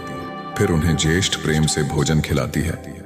दोस्तों, प्रभु विष्णु जी देवी लक्ष्मी जी से कहते हैं, हे देवी, उन तीनों राजवंशियों को भोजन खिलाने के बाद वे सुंदर स्त्रियां उन राजवंशियों से कहती हैं कि हे नवयुवकों, अब हम शादी की तैयारी कर लेते हैं। तब तक आप तीनों राजवंशी भी शादी के लिए तैयार हो जाइए। फिर वह बड़ा राजवंशी अपने मन में सोचने लगता है कि हमें जिसकी जरूरत थी वह तो हमें मिल ही गया है। अब हमें इनकी शर्त मानने की कोई जरूरत नहीं है और हम तीनों भाई इतने ताकतवर हैं कि इन कोमल लड़कियों को उठाकर पटक देंगे। इतना सोचकर ज्येष्ठ राजवंशी ने उन औरतों से कहा कि हे सुंदर औरतों, हम में से कोई भी भाई तुम्हारी किसी बहन से शादी नहीं करना चाहता है। हमने तो पानी पीने के लिए तुमसे कह दिया था कि हम तीनों भाई आपकी तीनों बहनों से शादी करने के लिए तैयार हैं, लेकिन हम में से कोई भी भाई अपने पिताजी से बिना पूछे शादी नहीं कर सकते हैं और अब हम यहां से जा रहे हैं। ज्येष्ठ राजवंशी की इस तरह की बातें सुनकर वे तीनों सुंदर स्त्रियां अपने असली रूप में आ जाती हैं। वे तीनों बहनें एक राक्षस थीं। उनके ज्येष्ठ ज्येष्ठ नाखून और ज्येष्ठ ज्येष्ठ दांत थे। उनके ऐसे भयानक रूप को देखकर वे तीनों राजवंशी बहुत ही ज्यादा भयभीत हो जाते हैं और उनसे कहते हैं कि आप हमें माफ कर देना, हम तीनों भाई तुम्हारी बहनों से शादी करने के लिए बिल्कुल तैयार हैं। फिर बड़ा राजवंशी अपने दोनों भ्राताओं को समझाता है और समझाते हुए कहता है कि भ्राताओं, यह तीनों राक्षसी नहीं मानेंगे तो निश्चित है कि यह तीनों राक्षसी, तीनों राजवंशी उनसे शादी करने के लिए तैयार हो जाते हैं। उसके बाद उन तीनों राजवंशियों का उन तीनों सुंदर राक्षसी से शादी हो जाती है और उन राजवंशियों से शादी करते ही वे तीनों राक्षसी बहुत प्रसन्न हो जाती हैं। फिर उनके साथ सुखपूर्वक से अपने जीवन का निर्वहन करने लगी। वे प्रतिदिन अपने अपने पतियों के लिए स्वादिष्ट भोजन बनाती थी, जिसे खाकर तीनों राजवंशी हष्ट पुष्ट होते चले जा रहे थे। तीनों राजवंशियों के मुखमंडल पर अलग सा ही तेज रहता था। ऐसे ही कई दिन गुजर जाते हैं। फिर एक दिन दोनों ज्येष्ठ राजवंशी देखते हैं कि हमारा छोटा भाई बहुत ही कमजोर हो चुका है। वह इतना स्वादिष्ट भोजन मिलने के बाद भी कमजोर होता जा रहा था। तब बड़ा वाला राजवंशी उस छोटे वाले राजवंशी से कहता है कि भाई, तुम्हें क्या हो गया है? क्या तुम्हारा स्वास्थ्य ठीक नहीं है? क्योंकि यहाँ तो इतना स्वादिष्ट भोजन मिलता है। इतना स्वादिष्ट भोजन मिलने के बाद भी तुम कमजोर क्यों होते चले जा रहे हो? क्या तुम्हें कोई दुख या तकलीफ है? फिर वह छोटा राजवंशी अपने ज्येष्ठ भाई को जवाब देते हुए कहता है, ज्येष्ठ भ्राता श्री, मेरी धर्मपत्नी मुझे प्रेम से भोजन नहीं खिलाती है, क्योंकि जब मैं उसके साथ भोजन करने के लिए बैठता हूं तब वह दूसरी तरफ मुंह करके जोर जोर से विलाप करने लगती है और उसको विलाप करते हुए देखकर मैं ठीक से भोजन नहीं कर पाता हूं। इसीलिए मैं भूखा रह जाता हूं और इसी वजह से मैं इतना कमजोर हो गया हूं। लेकिन मुझे यह समझ में नहीं आ रहा है कि जब मैं भोजन करने के लिए बैठता हूं तभी मेरी धर्मपत्नी विलाप क्यों करने लगती है और वह मुझे इस तरह विलाप करने का कारण भी नहीं बताती है। दोस्तों, प्रभु विष्णु जी देवी लक्ष्मी जी से कहते हैं, हे देवी, वह बड़ा राजवंशी उससे कहता है कि भाई, जरूर कोई ना कोई वजह तो अवश्य होगी जो तुम्हारी धर्मपत्नी इस तरह तुम्हें खाने खिलाते समय क्यों विलाप करती है। तब छोटा राजवंशी अपने ज्येष्ठ भाई से कहता है कि भैया, मैंने उससे कई बार पूछा है कि मैं जब भोजन करने बैठता हूं तभी तुम क्यों विलाप करती हो, लेकिन वह मुझे इस रहस्य के बारे में कुछ भी नहीं बताती है। वह सिर्फ इतना कहकर चुप हो जाती है कि मेरी विलाप करने की आदत है और जब भी मेरा मन करता है तब मैं विलाप करने लगती हूँ। वह ऐसा ही कोई ना कोई बहाना बनाकर मेरी बात को टाल देती है, परंतु वह मुझे यह नहीं बताती है कि जब मैं भोजन करने के लिए बैठता हूँ तभी वह विलाप क्यों करती है। इसीलिए मैं इतना कमजोर हो गया हूँ। मेरी कमजोरी का एक कारण यह भी है कि मुझे पिताजी और माताजी की बहुत याद आती है। उस छोटे राजवंशी की बात सुनकर वह बड़ा राजवंशी उससे कहता है कि मैं तुम्हें एक तरीका बताता हूँ, यह पता करने का तुम्हारी धर्मपत्नी भोजन करते समय ही क्यों विलाप करती है। सुनो, आज जब तुम भोजन करने के लिए बैठना तब तुम अपनी धर्मपत्नी से कहना कि कि जब तक तुम यह नहीं बताओगी कि तुम्हारे विलाप करने का कारण क्या है, तब तक मैं भोजन ही नहीं करूंगा और इस तरह भूखे ही रहकर अपने प्राण त्याग दूंगा। तब वह छोटा राजवंशी अपने ज्येष्ठ भाई से कहता है कि अरे भैया, मुझे भूखा नहीं मरना है। वैसे ही मैं इतना कमजोर हो गया हूं, लेकिन अगर मैं कुछ भी नहीं खाऊंगा तब मेरी सचमुच में मृत्यु हो जाएगी। फिर बड़ा राजवंशी उससे से कहता है कि अरे मूर्ख, तुझे सचमुच में भूखे नहीं मरना है। उसके सामने तुझे सिर्फ भूखे मरने का नाटक करना है, जिससे तू यह पता लगा सके कि तेरी धर्मपत्नी तेरे भोजन करते समय विलाप क्यों करने लगती है। ज्येष्ठ राजवंशी की बात सुनकर अब उस छोटे राजवंशी को पूरी बात समझ में आ जाती है और वह अपने मन में सोचने लगता है कि आज रात मैं अपनी धर्मपत्नी के सामने ऐसा नाटक करूंगा। फिर धीरे धीरे रात हो जाती है और उसकी धर्मपत्नी उस छोटे वाले राकुमार के लिए भोजन उसके कमरे में लेकर आती है। तब वह छोटा राजवंशी उस भोजन को खाने के लिए बैठता है। तभी अचानक से उसकी धर्मपत्नी दूसरी तरफ मुंह करके जोर जोर से विलाप करने लगती है। तब वह छोटा राजवंशी उससे पूछता है कि हे प्रिय, तुम विलाप क्यों कर रही हो? और आज ही नहीं, जब भी मैं भोजन करने के लिए बैठता हूं, वैसे ही तुम विलाप क्यों करने लगती हो? आज तुम्हें बताना ही पड़ेगा, नहीं तो मैं अन्न पानी त्याग दूंगा और मेरी मृत्यु हो जाएगी। तब उस छोटे राजवंशी की धर्मपत्नी कहती है कि हे नाथ, आप भोजन कर लीजिए, मेरे बारे में इतना मत सोचिए। मेरी तो विलाप करने की आदत है और जब भी मेरा मन विलाप का होता है तब मैं थोड़ा सा विलाप कर लेती हूँ। वह छोटा राजवंशी अपनी धर्मपत्नी की बात सुनकर बिल्कुल समझ गया था कि उसकी धर्मपत्नी उससे झूठ बोल रही है। तब वह छोटा राजवंशी अपनी धर्मपत्नी से कहता है कि हे प्रिय, आज तो तुम्हें बताना ही पड़ेगा कि तुम यूं अचानक नहीं विलाप क्यों करने लगती हो। और अगर तुमने मुझे कुछ भी नहीं बताया तो तुमसे कह रहा हूं कि मैं अन्न पानी त्याग दूंगा। दोस्तों, प्रभु विष्णु जी देवी लक्ष्मी जी से कहते हैं, हे देवी, जब उसने अपनी धर्मपत्नी की यह बात सुनी तब वह उससे कहती है कि हे नाथ, आप ऐसा मत कीजिए, आप अपने प्राण त्याग देंगे तब मेरा क्या होगा, क्योंकि मैं आपसे बहुत प्रेम करती हूं।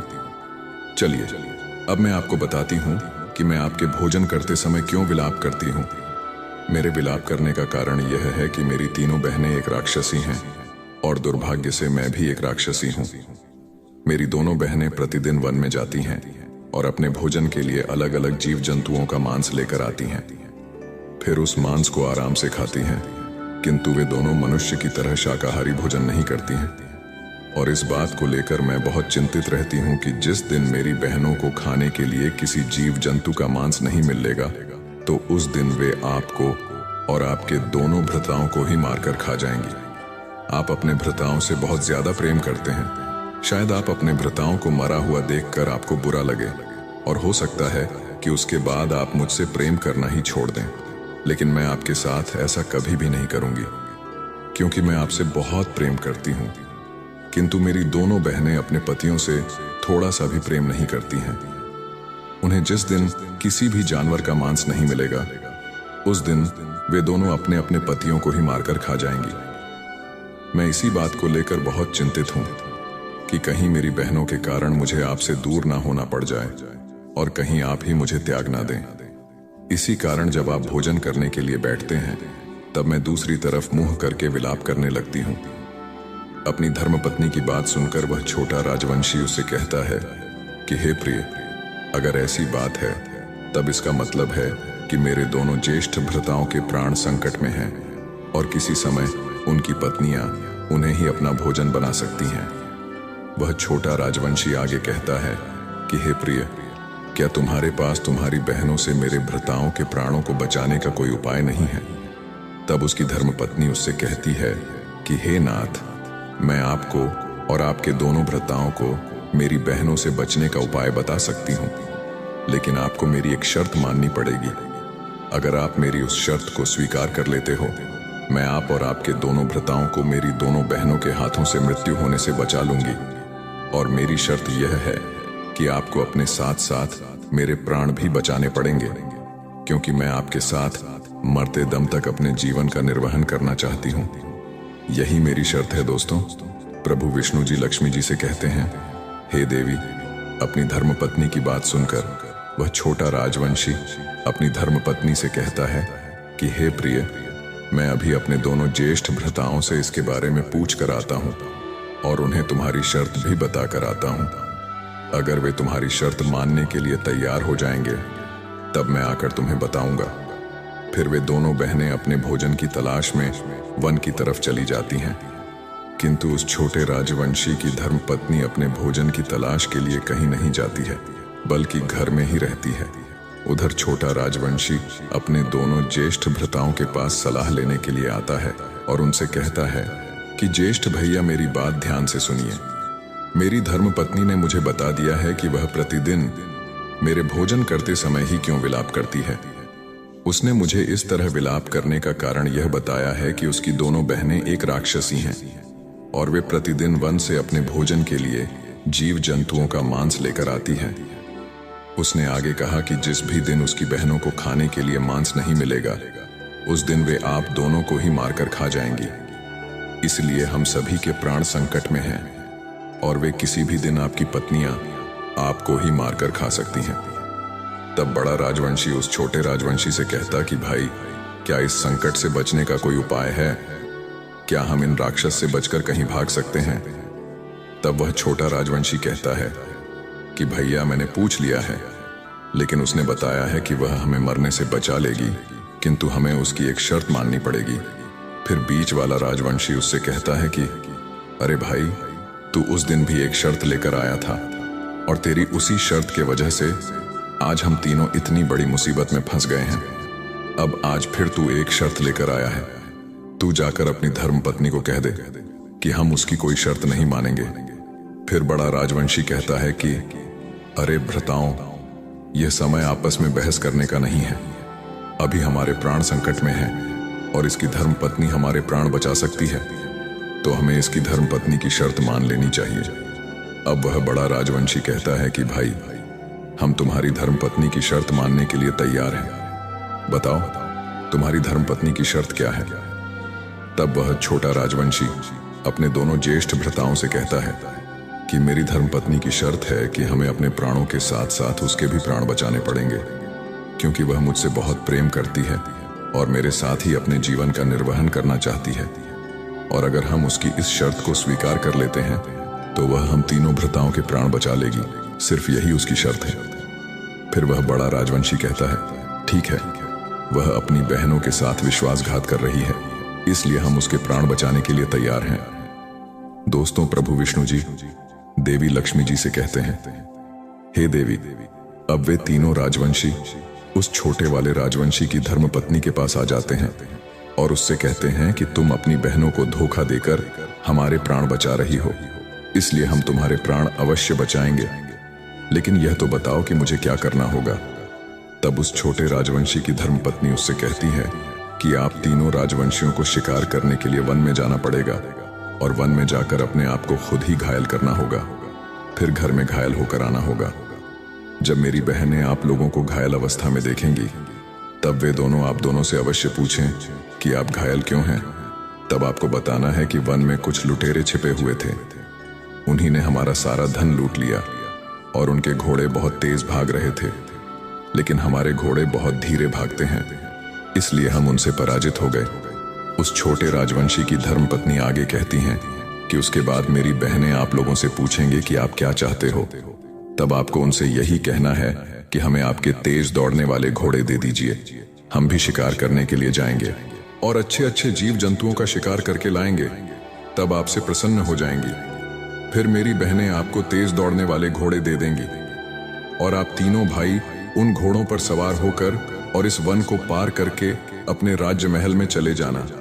और अगर आप एक बार इस जंगल को पार करके अपने राज्य की सीमा पर पहुंच गए, तब वहां पर मेरी बहनों की शक्तियां काम करना बंद कर देंगी, क्योंकि हमारी शक्तियां सिर्फ इस वन में ही काम करती हैं और इस वन की सीमा के बाहर हमारी कोई शक्ति काम नहीं करती है।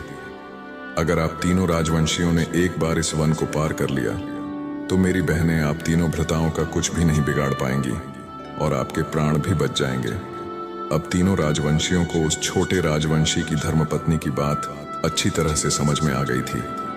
फिर उसके दूसरे ही दिन वे तीनों राजवंशी शिकार करने का बहाना बनाकर वन चले जाते हैं और वन में पहुंचकर एक दूसरे को घायल करने लगते हैं। उसके बाद घायल अवस्था में ही वापस घर लौट आते हैं।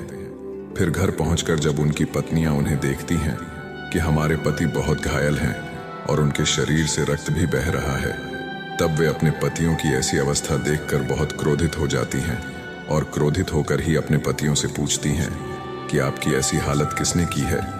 इस वन में ऐसी किसकी है जिसने हमारे पतियों के साथ ऐसा किया है? तब वह तीनों राजवंशी अपनी पत्नियों को जवाब देते हुए कहते हैं कि एक वन में आज लुटेरे छिपे हुए थे। उनके घोड़े बहुत तेज दौड़ रहे थे। उन्होंने हमारे घोड़े लूट लिए और हमारा सारा धन भी लूट कर ले गए।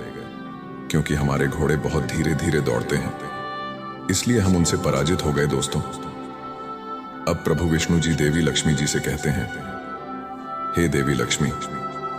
अब उन तीनों राज्य को कुमारों की पत्नियां अपने पतियों से कहने लगी कि हे नाथ, आप ही बताइए हम आपकी क्या सहायता कर सकते हैं। अगर आप चाहें तो हम उन लुटेरों के प्राण निकालकर आपके चरणों में समर्पित कर दें। फिर वे तीनों राजवंशी कहते हैं कि नहीं प्रिय, आप एक औरत हैं। अगर आप हमारे शत्रु को दंड दोगी तो इससे हमारी बदनामी होगी और सब कहेंगे कि आप तीनों के पति तो ज्येष्ठ ही कमजोर हैं, जो अपने शत्रु को अपनी औरत से दंड दे दिलवा रहे हैं। तब उन राजवंशियों की पत्नियां अपने पतियों से कहती हैं कि हे नाथ, आप ही बताइए, हम आपकी ऐसे सहायता नहीं कर सकते हैं, तो फिर हम आपके लिए क्या कर सकते हैं? तब वे तीनों राजवंशी उनसे कहते हैं कि हे प्रिय, हमारे घोड़ों को तो वे लुटेरे लूट कर लेकर गए हैं और अब कल फिर से उस वन में लुटेरे आएंगे। अगर आप हमें अपने तेज दौड़ने वाले घोड़े दे दें तो हमारी बड़ी सहायता होगी। तब हम उस वन से आपके लिए आज ही अच्छे अच्छे शिकार करके लाएंगे। फिर अपने पतियों की बात सुनकर उनकी पत्नियां आपस में बातचीत करने लगी कि ठीक ही तो कह रहे हैं, अगर हमारे पति अच्छे अच्छे शिकार करके लाएंगे तो हमारा भी पेट भरता रहेगा और हमें शिकार करने के लिए ज्यादा कड़ी मेहनत नहीं करनी पड़ेगी। तब वह बड़ी राक्षसी अपनी छोटी बहन से कहती है कि बहन जाओ और इन तीनों राजवंशियों को हमारे सबसे तेज दौड़ने वाले घोड़े दे दो। अब वह छोटी राक्षसी तीनों राजवंशियों को बगीचे में लेकर जाती है और उन्हें सबसे तेज दौड़ने वाले घोड़े उन्हें दे देती हैं। फिर उन तीनों राजवंशियों से कह, जितनी जल्दी हो सके आप सभी इस वन की सीमा से दूर चले जाओ। उसके वे तीनों राजवंशी उस छोटी वाली राक्षसी का धन्यवाद करते हैं और उससे कहते हैं कि आपने हमारे प्राण बचाए हैं, इसके लिए हम आपके बहुत बहुत आभारी हैं। तब उन तीनों राजवंशियों को जवाब देते हुए वह छोटी राक्षसी उन तीनों राजवंशियों से कहती है कि हे राजवंशियों, मैंने तो आपके प्राण बचा लिए हैं, लेकिन आपको मेरी शर्त तो याद है ना? आपको भी मेरे प्राण बचाने होंगे। और अगर आपसे मेरी बहनें पूछें कि आपको इस वन से बचने का उपाय किसने बताया है, तो आप उन्हें कुछ भी नहीं बताना और मेरा नाम भी मत लेना। लेकिन अगर आपने मेरी बहनों को गलती से भी बता दिया कि मैंने ही इस वन से बाहर निकलने में आपकी सहायता की है, तो मेरी दोनों बहनें मुझे जिंदा ही खा जाएंगी। दोस्तों, प्रभु विष्णु जी देवी लक्ष्मी जी से कहते हैं, हे देवी, उस छोटी राक्षसी की बात सुनकर वे तीनों राजवंशी उस छोटी राक्षसी से कहते हैं कि हाँ, अवश्य आपने हमारे प्राण बचाए हैं, हम भी आपके प्राण अवश्य बचाएंगे और हम आपकी बहनों को भी नहीं बताएंगे कि हमें इस वन से भागने का उपाय आपने बताया है। इतना कहकर वे तीनों राजवंशी अपने अपने कमरे में चले जाते हैं और अपने अपने कमरों में पहुंचकर आराम से सो जाते हैं। वे सभी इस बात को सोचकर मन ही मन बहुत प्रसन्न हो रहे थे कि कल हम इस नर्क जैसी जिंदगी से मुक्त होकर अपने राजमहल में पहुंच जाएंगे, अपने पिताजी से मिलेंगे और अपनी देवी जी से मिलेंगे। यह सब सोचकर वे तीनों राजवंशी मन ही मन बहुत प्रसन्न हो रहे थे और यही सब सोचते हुए उन्हें नींद आ जाती है। फिर जब सुबह होती है, वे तीनों राजवंशी अपने नित्य कार्यों को करते हैं और भोजन करने के बाद वे तीनों राजवंशी वे तेज दौड़ने वाले घोड़े लेकर शिकार करने लिए वन की तरफ निकल जाते हैं। लेकिन इधर तीनों राक्षस को यह बिल्कुल भी पता नहीं था कि उनके पति अब घर वापस लौटकर नहीं आने वाले हैं। अब वे तीनों राजवंशी अपने अपने घोड़ों को बहुत तेज दौड़ाने लगते हैं। उन तीनों राजवंशियों को वह वन पार करते करते शाम हो जाती है, किंतु वे किसी तरह से उस वन की सीमा को पार कर लेते हैं। और इधर जब शाम होता है तो वे तीनों राक्षसी से कहती हैं कि देखो कितना अंधेरा हो गया है, लेकिन अभी तक हमारे पति वापस लौटे नहीं हैं। तब वह राक्षसी अपनी छोटी बहन से कहती है कि जाओ और देख कर आओ कि हमारे पति अभी कहाँ हैं। वैसे उस छोटी राक्षसी को यह अच्छी तरह से पता था कि वे चारों राजवंशी वहां से भाग गए हैं और अब तक इस वन की सीमा को पार कर चुके होंगे। फिर वह छोटी राक्षसी थोड़ी दूर जाती है और घूमकर वापस लौट कर आ जाती है और अपनी दोनों बहनों से कहती है कि बहन, वे तीनों राजवंशी तो यहाँ हैं ही नहीं, मुझे लगता है कि वे भाग गए हैं। इतना सुनकर वे तीनों राक्षस बहुत क्रोधित हो जाती हैं और अपने ज्येष्ठ नाखून निकालती हैं। फिर खुद ही वन की तरफ चल पड़ती हैं और चलते चलते वे तीनों राक्षसी वन की सीमा तक पहुंच जाती हैं।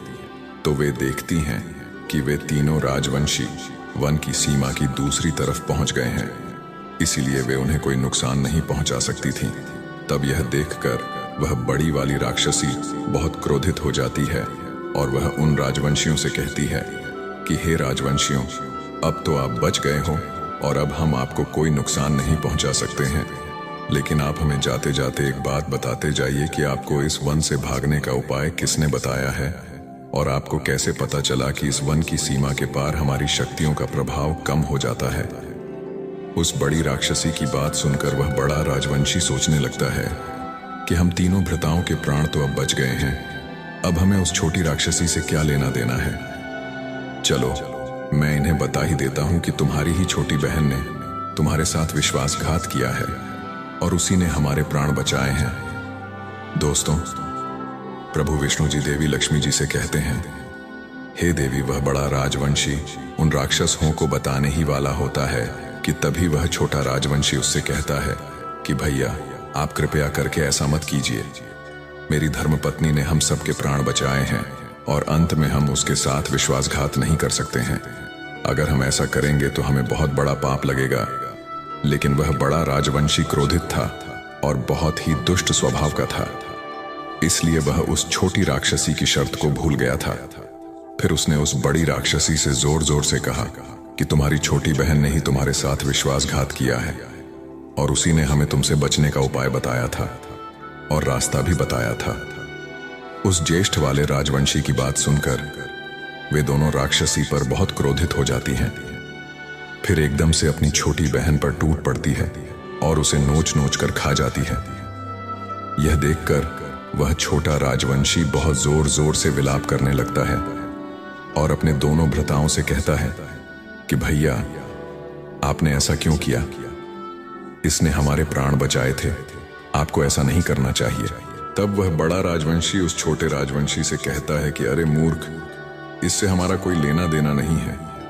यह एक राक्षसी थी, तू इससे इतना प्रेम क्यों करने लगा है? तू अपने राज्य में चल, पिताजी तेरा शादी बहुत सुंदर राजकुमारी से कराएंगे। इतना कहकर वे दोनों राजवंशी अपने राजमहल की तरफ चल देते हैं और इधर वे तीनों राक्षसी भी अपनी छोटी बहन को मारकर उसकी हड्डियों को वहीं फेंक कर अपने घर वापस लौट जाती हैं। उन राक्षसी को लौटते हुए देखकर वह छोटा राजवंशी एक बार फिर से उस वन की सीमा को पार करके उस छोटी राक्षसी के पास पहुंच जाता है और उसकी हड्डियों को पकड़कर बहुत जोर जोर से रोने लगता है। उस समय उसकी आत्मा को बड़ा दुख पहुंच रहा था। वह छोटा राजवंशी सोच रहा था कि मैं अपनी धर्मपत्नी से बड़ा प्रेम करता था, उसके भी प्राण बचा लूंगा, लेकिन उसके ही भ्राताओं के कारण आज उसकी धर्मपत्नी की मृत्यु हो गई। दोस्तों, प्रभु विष्णु जी देवी लक्ष्मी जी से कहते हैं, हे देवी, चलिए अब मैं आपको वे 3 लोग बता देता हूं जिन पर भूल कर भी विश्वास नहीं करना चाहिए। ये तीनों लोग धोखा अवश्य देते हैं। पहला, शराबी और नशेबाज लोग जो शराब पीता है, हमेशा नशे में धुत रहता है, ऐसा लोग अवश्य धोखा देता है। उस लोग को किसी चीज का कोई एहसास नहीं होता है कि वह नशे में न जाने क्या कर रहा है, क्या बोल रहा है, उसे कुछ भी नहीं पता होता है। ऐसा लोग अपने फायदे के लिए किसी को भी धोखा दे सकता है। दूसरा, वासना में अंधा। लोग अंधे मनुष्य को वासना के अलावा और कुछ भी नहीं दिखता है। ऐसा लोग अपनी वासना की पूर्ति करने के लिए अपने पूरे परिवार का भी विनाश देख सकता है। ऐसा मानव किसी का सगा नहीं होता है और वह लोग किसी को भी धोखा दे सकता है। ऐसे लोगों से हमेशा बचकर रहना चाहिए। तीसरा, ईर्ष्यालु और कपटी लोग। ऐसा लोग हमेशा कपट करने के बारे में सोचता रहता है और वह किसी को खुश नहीं देख सकता है। ऐसा लोग हमेशा दूसरों की तरक्की से ईर्ष्या करता रहता है और वह लोग सिर्फ अपनी ही तरक्की को देख सकता है। इसलिए ऐसे लोग पर भूलकर भी भरोसा नहीं करना चाहिए। यह लोग सामने तो आपकी अच्छाई की प्रशंसा करेगा, लेकिन मन ही मन ईर्ष्या करता रहेगा है। इसलिए ऐसे लोग से जितना हो सके बचकर ही रहना चाहिए दोस्तों। अब प्रभु विष्णु जी देवी लक्ष्मी जी से कहते हैं, हे देवी, अब तो आपको आपके सभी प्रश्नों के उत्तर मिल ही गए होंगे। तब देवी लक्ष्मी जी प्रभु विष्णु जी से कहती हैं कि हे प्रभु, आज आपने मुझे इस कथा के द्वारा अत्यंत महत्वपूर्ण ज्ञान दिया है। मैं आपको विश्वास दिलाती हूँ कि मैं इस कथा का प्रचार पूरे देवलोक में भी करूंगी। दोस्तों, आपको यह कथा कैसी लगी मुझे कमेंट करके अवश्य बताइएगा। और अगर आप सभी लोगों ने अभी तक हमारे चैनल को सब्सक्राइब नहीं किया है, ऐसी ही ज्ञानवर्धक कहानियों को देखने के लिए आप सभी लोगों हमारे चैनल को भी सब्सक्राइब करें। साथ ही साथ में कमेंट बॉक्स में हर हर महादेव लिखना ना भूलें। और ऐसी हमारी सभी वीडियो की नोटिफिकेशन के लिए आप सभी लोग नोटिफिकेशन बेल को भी दबाएं, जिससे आपको सभी वीडियो की नोटिफिकेशन सबसे पहले मिल सके। तो दोस्तों, मिलते हैं अगली किसी और सुंदर कथा के साथ। तब तक आप अपना और अपने परिवार का ख्याल रखिए और जो कुछ भी आपने इस कथा से सीखा है उसे अपने जीवन में उतारें और अपने जीवन को सही रास्ते पर लाएं। यही हमारा संकल्प है। चलिए फिर मिलते हैं। हर हर महादेव। यदि जीवन का संतुलन बिगड़ा और थकान आई तो समझ लीजिए कि बीमारी आई, और यदि वापस ऊर्जा अर्जित करने के लिए विश्राम किया जा रहा है तो ऐसी थकान वरदान भी साबित हो सकती है। इन दिनों जिस तरह की हमारी जीवन शैली है, इसमें असंतुलन बहुत अधिक है। सुबह उठने से लेकर रात को सोने तक शरीर की कुछ नियमित क्रियाएं हैं, आदमी उसे भूल गया है। नमस्ते दोस्तों, आज हम फिर आपके लिए गौतम बुद्ध की सत्य घटनाओं पर आधारित कहानियां लाए हैं। तो आइए शुरू करते हैं। नमो बुद्धाय।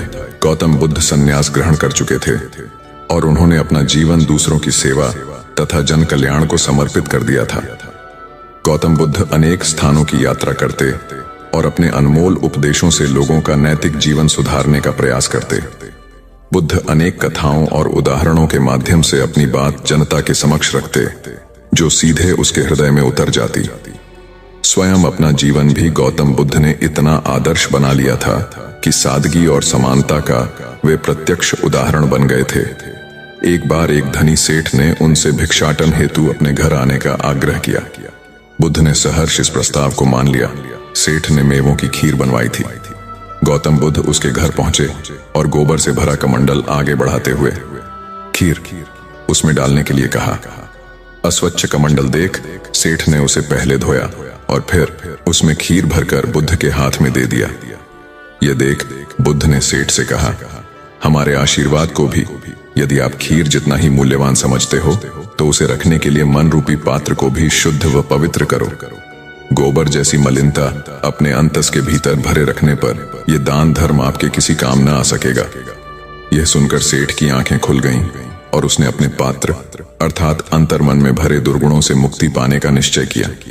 सार यह है कि धार्मिक कर्मकांड, तीर्थ स्थलों की यात्रा, व्रत उपवास और दान आदि तभी सार्थक व पुण्यदायी होते हैं जबकि मन विकार रहित और भावना शुद्ध हो।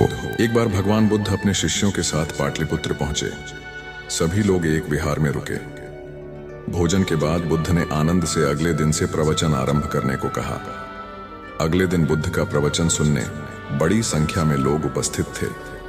बुद्ध प्रवचन देने के बाद लोगों से मिलते, उनकी समस्याएं सुनते और नेक सलाह देते। एक दिन प्रवचन के समय बुद्ध के शिष्य आनंद ने उनसे पूछा, भंते, आपके सामने हजारों लोग बैठे हैं, बताइए कि इनमें सबसे सुखी कौन है। बुद्ध ने एक विहंगम दृष्टि भीड़ पर डालते हुए कहा, वह देखो, सबसे पीछे एक दुबला पतला फटे वस्त्र पहने जो आदमी बैठा है, वह सर्वाधिक सुखी है। आनंद सहमत नहीं हुआ।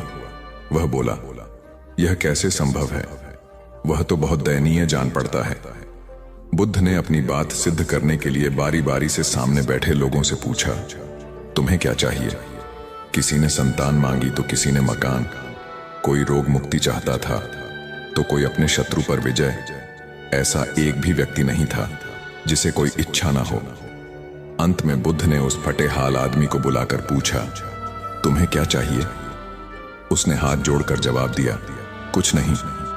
यदि ईश्वर को मुझे कुछ देना ही है तो बस इतना कर दें कि मेरे अंदर कभी कोई चाह पैदा ना हो। मैं ऐसे ही स्वयं को सबसे बड़ा सुखी मानता हूं।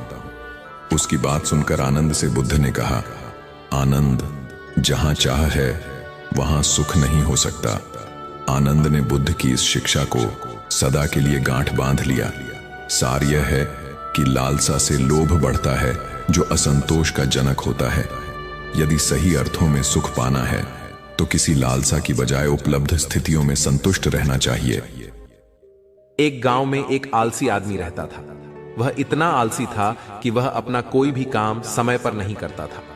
वह अक्सर सुबह देर तक बिस्तर पर पड़ा रहता और फिर जब उठता तो कभी यहां बैठता, कभी वहां बैठता, कभी इससे बातें करता तो कभी उससे बातें करता, कभी बच्चों के साथ खेलने लग जाता तो कभी सुबह सुबह ही गैर जरूरी काम करने लग जाता। तो इस तरीके से वह अपना सुबह का समय व्यतीत कर देता और फिर जब दोपहर नजदीक आने लग जाती तो सोचता कि अब तो दोपहर होने वाली है, इसीलिए स्नान करके पहले भोजन कर लेता हूं, फिर काम करूंगा। फिर जब वह भोजन कर लेता तो सोचता अभी थोड़ी देर आराम कर लेता हूं, फिर काम में लग जाऊंगा। जब वह आराम करने के लिए लेटता तो उसे नींद आ जाती और वह 1.5-2 घंटे की गहरी नींद में चला जाता। जब वह नींद से जागता तब तक शाम का समय नजदीक आ जाता और वह सोचता अभी थोड़ी देर में काम शुरू करूंगा।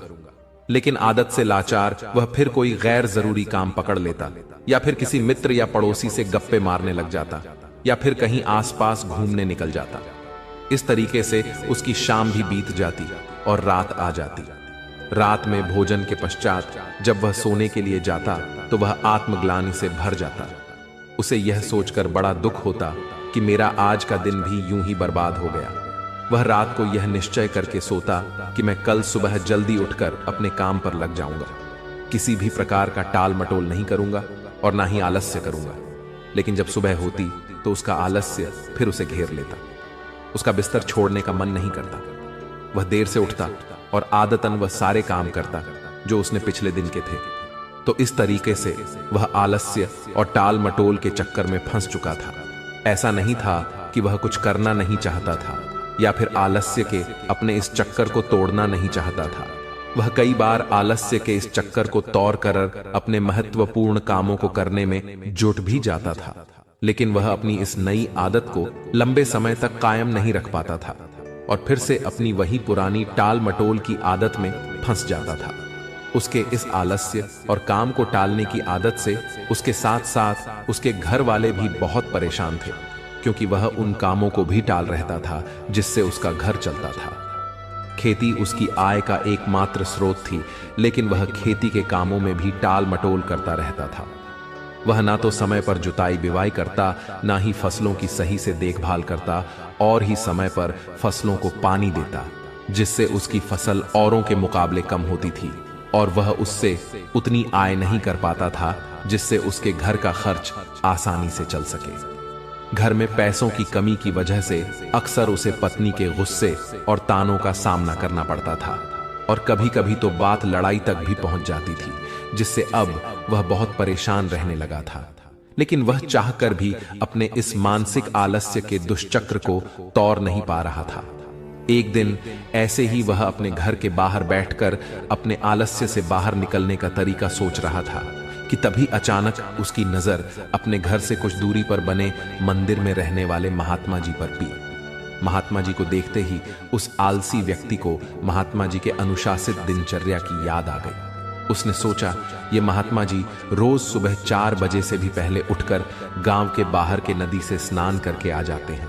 उसके बाद जब ज्यादा गांववासी सो रहे होते हैं तभी अपने पूजा पाठ और ध्यान इत्यादि के काम में लगे होते हैं, और जब तक गांव वालों की सुबह होती है और वह अपने दिनचर्या की शुरुआत करते हैं तब तक यह महात्मा जी अपने मंदिर परिसर की साफ सफाई करके अपने मुख्य दैनिक कार्यों को खत्म कर चुके होते हैं।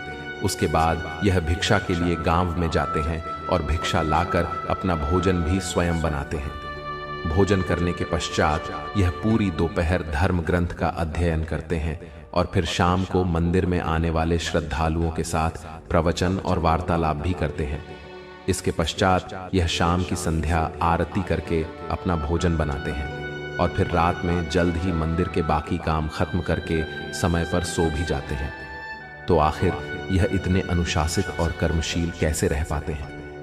और यह महात्मा जी तो इतनी व्यस्त दिनचर्या का पालन वर्षों से करते आ रहे हैं। थोड़ी देर तक ऐसे ही प्रश्नों पर विचार करने के बाद वह आलसी व्यक्ति उन महात्मा जी के पास जाकर अपने आलस्य के कारणों का पता लगाने का निश्चय करता है।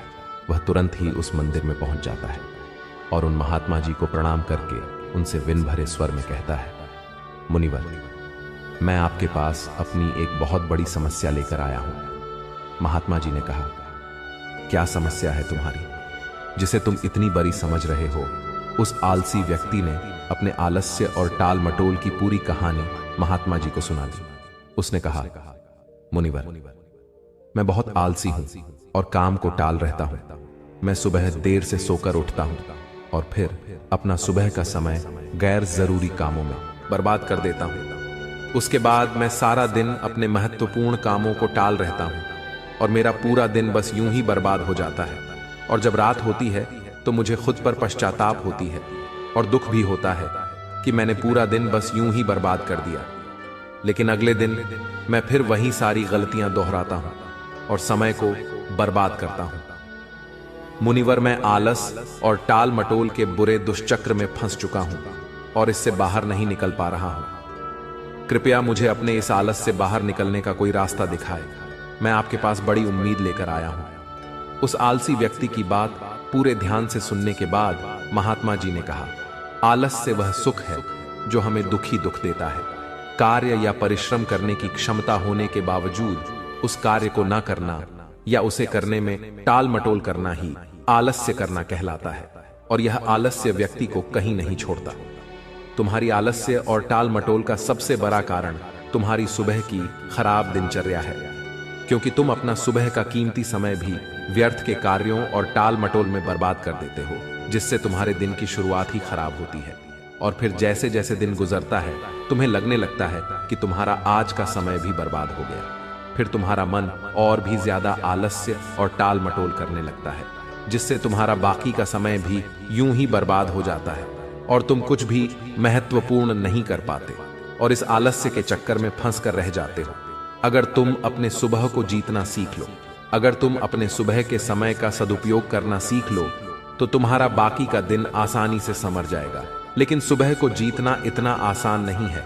इसके लिए तुम्हें कुछ महत्वपूर्ण आदतों को अपने सुबह की दिनचर्या में शामिल करना होगा और उनका दृढ़ता से पालन भी करना होगा। तो आज मैं तुम्हें सुबह की ऐसी 8 आदतों के बारे में बताऊंगा, जिनको अगर तुमने अपने सुबह की दिनचर्या में शामिल कर लिया तो न केवल तुम अपने आलस्य और टाल मटोल से छुटकारा पालोगे, बल्कि एक अनुशासित और मजबूत व्यक्तित्व वाले इंसान भी बन जाओगे। तो इन 7 आदतों के बारे में ध्यान से सुनना। सुबह की पहली आदत जो तुम्हें अपनानी है वह है ध्यान का अभ्यास। चित्त को एकाग्र करके किसी एक वस्तु पर केंद्रित कर देना ध्यान कहलाता है। ध्यान करने से आत्मिक तथा मानसिक शक्तियों का विकास होता है। अगर तुम रोज सुबह बैठकर 10 से 15 मिनट सिर्फ अपनी सांसों पर ही ध्यान लगाओ, आती जाती सांसों को देखो कि जब सांस तुम्हारे अंदर जाती है तो पेट कैसे फूलता है और जब वही सांस बाहर निकलती है तो पेट कैसे पिचक है। देखो कि सांस पेट से चल रही है या सीने से, सांस दाईं नाक से ज्यादा चल रही है या बाईं नाक से। तुम जब अपनी सांसों के प्रति जागरूक हो जाओ तो यही ध्यान प्रक्रिया बन जाएगी और इस आदत को अपनाकर तुम्हारे अंदर जागरूकता और एकाग्रता बढ़ेगी और तुम देखोगे कि तुम पूरे दिन शांत, प्रसन्न और जागरूक रहोगे। तुम जो भी काम करोगे उसे पूरी एकाग्रता के साथ करोगे और तुम्हारे लिए वर्तमान में रहना बहुत आसान हो जाएगा। तो ये बहुत ही आसान लेकिन बहुत ही ज्यादा प्रभावशाली आदत है, इसलिए इसे जरूर अपने सुबह की दिनचर्या में शामिल करो। सुबह की दूसरी आदत है धन्यवाद प्रकरण। सुबह का माहौल शांत और खुशनुमा होता है। इस समय प्रकृति में एक अलग ही पवित्रता और ऊर्जा फैली रहती है, तो यह बिल्कुल सही समय है। आभार प्रकट करने का। गौतम बुद्ध तुम्हारे कहते जीवन हैं, में जो भी अच्छी अतीत पे चीजें, ध्यान मत अच्छे दो, लोग या भविष्य अच्छी के बारे में चीजें मत हैं सोचो, जिनसे तुम्हें अपने खुशी मन को मिलती है। वर्तमान उन क्षण सबके पे लिए केंद्रित इस करो। ब्रह्मांड को गौतम या बुद्ध उस ने कहा ईश्वर है, को जिसे तुम मानते जैसे हो, मोमबत्ती धन्यवाद बिना करो। आग के यह नहीं सब जल तुम्हें सकती, देने के लिए मनुष्य उनका भी आभार प्रकट आध्यात्मिक करो। जीवन के जब बिना हम नहीं अपना जी दिल सकता। धन्यवाद के भाव किसी से विवाद शुरू में करते हैं, हम तो जैसे ही सारी क्रोधित होते बाधाएं हैं, अपने आप हम हटने सच का लग मार्ग जाती हैं छोड़ देते और हैं नए और अवसरों अपने के लिए द्वार प्रयास करने खोलने लगते लग हैं। जाते हैं। जो फिर हम 50 शिकायत लोगों के से प्रति प्रेम नहीं, करता है उसके बल्कि 50 कुछ संकट बनने हैं। और कुछ वो करने जो के किसी प्रति से प्रेम आशा नहीं है। करता उसके एक धन्यवाद भी के भाव संकट से नहीं भरे है। व्यक्ति के अंदर से नकारात्मक विचार और दुख खत्म होने लगते हैं और वह अपनी सफलता के लिए नए रास्ते खोजने लगता है। आभार प्रकट करने से मन में सकारात्मकता और खुशी का स्तर बढ़ता है, जिससे मानसिक रोग और मानसिक विकार दूर होने लगते हैं। जीवन से असंतोष और कमी की जो भावना होती है वह सारी खत्म हो जाती है। ब्रह्मांड से जितनी भी चीजें मिली हैं उसके प्रति हमारे मन में धन्यवाद का भाव होने से हमें खुशी मिलती है। उसके बाद खुशी की यह तरंगे हमसे निकलकर पूरे ब्रह्मांड में फैलने लगती हैं। खुशी की यह तरंगे हमसे मिलकर आसपास के वातावरण में भी फैलने लगती हैं, जिससे हमारे साथ साथ पूरा ब्रह्मांड खुश हो जाता है। साथ ही आभार प्रकट करने से हम अपने आसपास के लोगों के प्रति हमेशा धन्यवाद से भरे रहते हैं, जिसकी वजह से लोगों की नजर में हमारी जो छवि होती है वह अच्छी हो जाती है। लोग हमको एक अच्छे और भले इंसान के रूप में देखने लगते हैं। इससे यह होता है कि जो भी हमसे मिलता है वह हमारा दोस्त बन जाता है और हमको पसंद करने लगता है। संक्षिप्त में कहें तो रोज धन्यवाद प्रकट करना जीवन में सुख, शांति और समृद्धि के द्वार खोल देता है। इसी तरह तीसरी आदत है व्यायाम। व्यायाम यानी कसरत करना बहुत ही जरूरी है। अपनी सुबह की दिनचर्या में व्यायाम या योगासनों को शामिल करना व्यक्ति को चमत्कारिक रूप से बदल कर रख देता है। नियमित रूप से व्यायाम करने से व्यक्ति का मन बहुत ही प्रसन्न और उत्साहित रहता है। दिन भर शरीर में ऊर्जा बनी रहती है, शरीर मजबूत और आकर्षक बनता है। खाया पिया शरीर पर लगता है। एक नियमित रूप से व्यायाम करने वाला व्यक्ति लोगों की भीड़ में भी सबसे अलग नजर आता है। व्यायाम शरीर की कमजोरी, जकन और थकान को दूर करके व्यक्ति के आलस्य को खत्म करता है। साथ ही यह व्यक्ति को अनुशासित भी बनाता है। व्यायाम करने से मानसिक तनाव और चिंता में कमी होती है, क्योंकि ज्यादातर व्यक्तियों को अधिकतर चिंता तो अपने शरीर और स्वास्थ्य को लेकर बनी रहती है, लेकिन व्यायाम करने से व्यक्ति का शरीर स्वस्थ बना रहता है, इसलिए उसकी चिंताएं और परेशानियां भी कम हो जाती हैं। तो तुम्हें अपनी दिनचर्या में व्यायाम को जरूर शामिल करना चाहिए, और वह भी कम से कम 30 मिनट रोज सुबह में। चौथी महत्वपूर्ण आदत है अच्छी किताबें पढ़ना। दुनिया में जितने भी महान और सफल लोग हुए हैं उन सब में एक आदत होती है कि वह सभी अच्छी किताबें पढ़ने के शौकीन होते हैं। वह अपने काम या शौक से जुड़ी किताबें पढ़कर लगातार कुछ नया सीखते रहते हैं, जिससे वह दूसरे लोगों की तुलना में बहुत आगे निकल जाते हैं। किताबों को पढ़ना भी एक ध्यान है। जब हम अपनी मनपसंद किताबों को पढ़ने में इतना खो जाते हैं कि हमारे अपने आसपास की घटनाओं पर ध्यान ही नहीं रहता, तो यह भी एक ध्यान प्रक्रिया बन जाती है। इसीलिए जिन लोगों को ध्यान करने में समस्या होती है उन्हें अपनी मनपसंद किताबें पढ़नी शुरू कर देनी चाहिए। किताबें पढ़ने के बहुत से फायदे हैं, जैसे इससे एकाग्रता बढ़ती, दिमाग तेज होता है, तनाव कम होता है, जानकारी बढ़ती है, बात करने, बोलने और लिखने की कला विकसित होती है, कल्पनाशीलता बढ़ती है, याददाश्त बढ़ती है, अच्छी नींद आती है, अकेला पनूर होता है और यह हमें एक बेहतर इंसान बनाती है। इसीलिए तुम्हें हर दिन सुबह या रात में सोने से पहले किताबें जरूर पढ़नी चाहिए। सुबह की 5वीं आदत है लक्ष्य निर्धारित करना। सुबह सुबह हमारा मन ज्यादा शांत और स्पष्ट होता है। हम ज्यादा स्पष्टता के साथ सोच सकते हैं। इसलिए दिन भर में क्या क्या काम करना है, कौन सा काम किसे सौंपना है या किस नए काम की शुरुआत करनी है, इन सब चीजों की योजना सुबह सुबह ही बना लेनी चाहिए। लक्ष्य निर्धारित करना इतना जरूरी क्यों है? क्योंकि हमारा मन इतना चंचल होता है कि वह एक दिशा में आगे बढ़ने के लिए तैयार नहीं होता, बल्कि जो मन को अच्छा लगता है उसी दिशा में कार्य करने के लिए हमें मजबूर करता रहता है। मन की इच्छाएं मौसम की तरह होती हैं, जो हर कुछ समय अंतराल के बाद बदलती ही रहती है। इसीलिए मन की इन इच्छाओं को नियंत्रित करने के लिए लक्ष्य को निर्धारित करना बहुत आवश्यक होता है। जब हम लिखित रूप में अपना लक्ष्य निर्धारित कर लेते हैं तो हमारा लक्ष्य हमें एकदम साफ साफ दिखाई देने लगता है, और लक्ष्य निर्धारण के द्वारा हम अपने मन पर काफी हद तक काबू भी पा लेते हैं। लक्ष्य निर्धारण के द्वारा हमें अपने मन को एक कार्य में केंद्रित और एकाग्रचित्त करने में मदद मिलती है। सुबह की छठी आदत है पानी पीना। सुबह उठते ही 2 या 3 गिलास पानी पीना शरीर के लिए अमृत का कार्य करता है। सुबह सुबह पानी पीने से पेट अच्छे से साफ होता है। शरीर में रात भर में जो भी पानी की कमी हुई है उसकी पूर्ति हो जाती है। सुबह अच्छे से पानी पी लेने से शरीर में दिन भर ऊर्जा और ताजगी बनी रहती है। सुबह ज्यादा पानी पीने का एक फायदा यह भी होता है कि फिर हमें दिन भर बार बार प्यास नहीं लगती। अगर शरीर में पर्याप्त पानी की मात्रा बनी रहती है तो इसके बहुत सारे फायदे भी होते हैं। जैसे इससे शरीर की अच्छे से सफाई हो जाती है, त्वचा चमकदार और सुंदर दिखती है, दिमाग तेजी से कार्य करता है, पाचन में सुधार होता है और शरीर का वजन नियंत्रित रहता है, जिससे शरीर को आलस्य और थकान कम होती है। इसलिए सुबह उठकर गुनगुना पानी पीना बहुत ही अच्छी आदत है। सुबह की 7वीं अच्छी आदत है कि सुबह का नाश्ता अच्छा और पौष्टिक हो। नाश्ता हमारे दिन का पहला भोजन होता है, इसीलिए इसका पौष्टिक और अच्छा होना बेहद जरूरी है। अगर हम सुबह सुबह ही ज्यादा भारी तेल युक्त या कोई ऐसा नाश्ता कर लेते हैं जो हमारे शरीर के लिए अच्छा नहीं है, तो हमें सुबह सुबह ही भारीपन और आलस से महसूस होने लगता है, जिससे हम अपने कामों पर सही से ध्यान नहीं दे पाते। और अगर हम भूख होने के बाद भी सुबह नाश्ता नहीं करते तो फिर हमें कमजोरी, भूख और थकान सताने लगती है, जिसकी वजह से भी हमारा काम पर मन नहीं लगता। इसलिए अगर हमें सुबह भूख महसूस होती है तो अच्छा और पौष्टिक नाश्ता जरूर कर लेना चाहिए। लेकिन यह जरूरी है कि भूख लगे तो नाश्ता जबरदस्ती या फिर सिर्फ नियम पूरा करने के लिए नहीं करना है। इतना कहने के बाद महात्मा जी ने अपनी बात समाप्त कर दी और उस आलसी व्यक्ति ने भी महात्मा जी की बातों को ध्यान से सुनने के बाद उन 7 आदतों को अपने सुबह की दिनचर्या में शामिल करने का निश्चय कर वहां से चला गया।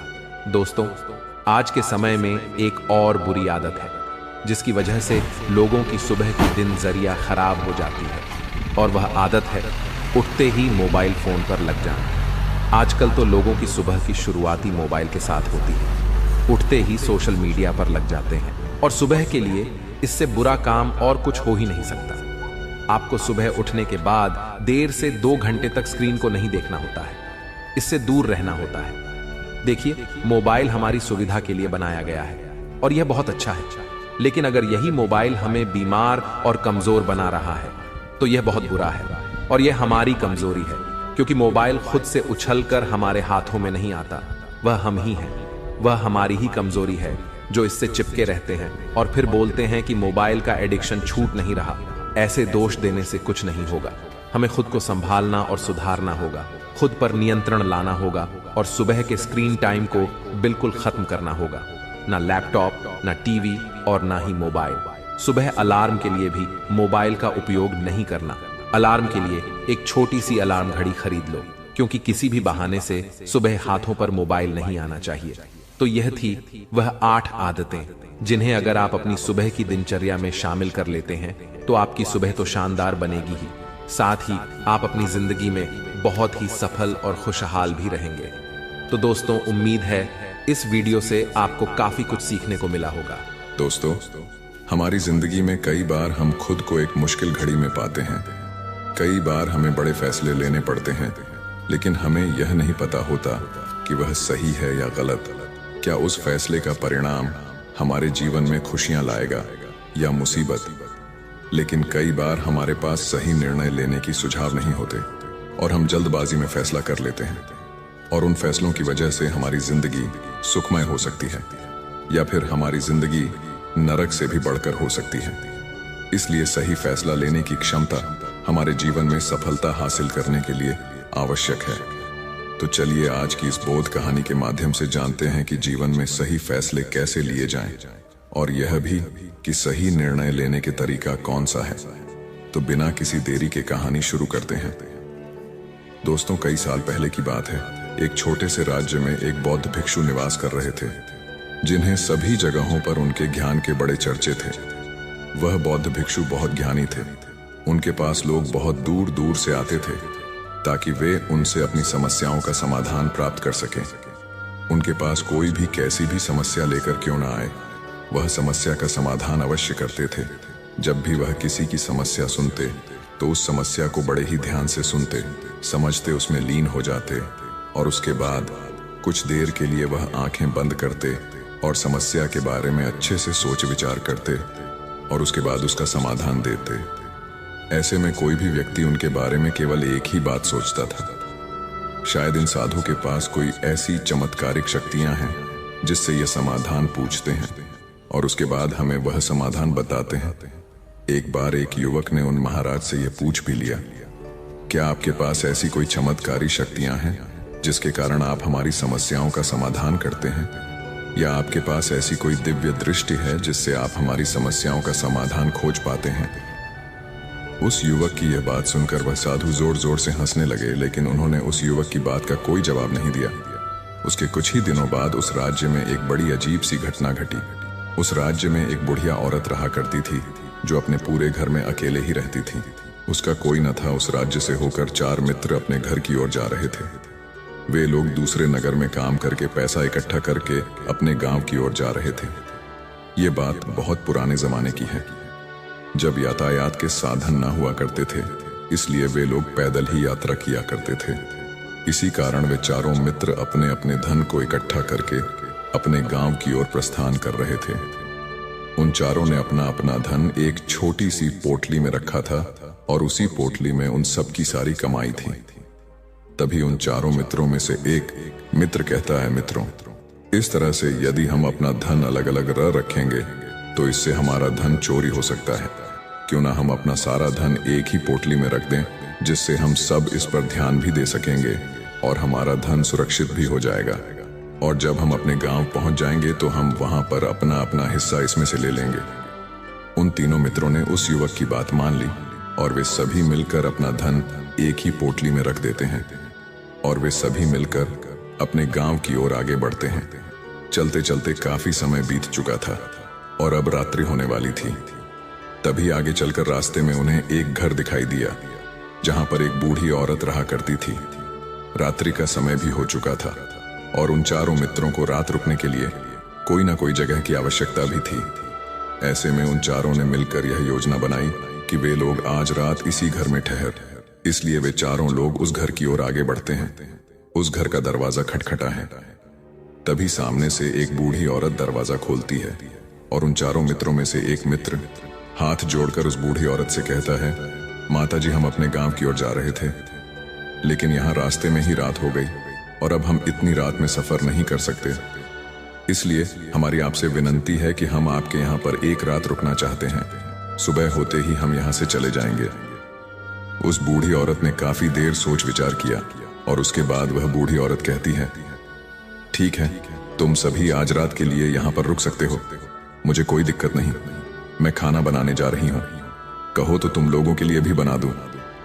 उन चारों ने सहमति जताते हुए कहा, हाँ बिल्कुल। उसके बाद उन चारों मित्रों ने धन की पोटली उस बूढ़ी औरत को थमा दी और कहा, माताजी, इस पोटली में हमारे साल भर की कमाई है। हम चारों ने अब तक का अपना सारा कमाया हुआ धन इसी पोटली में रखा है और अब हम इसे आपको सौंपते हैं, क्योंकि यह हम चारों से ज्यादा आपके पास सुरक्षित होगा।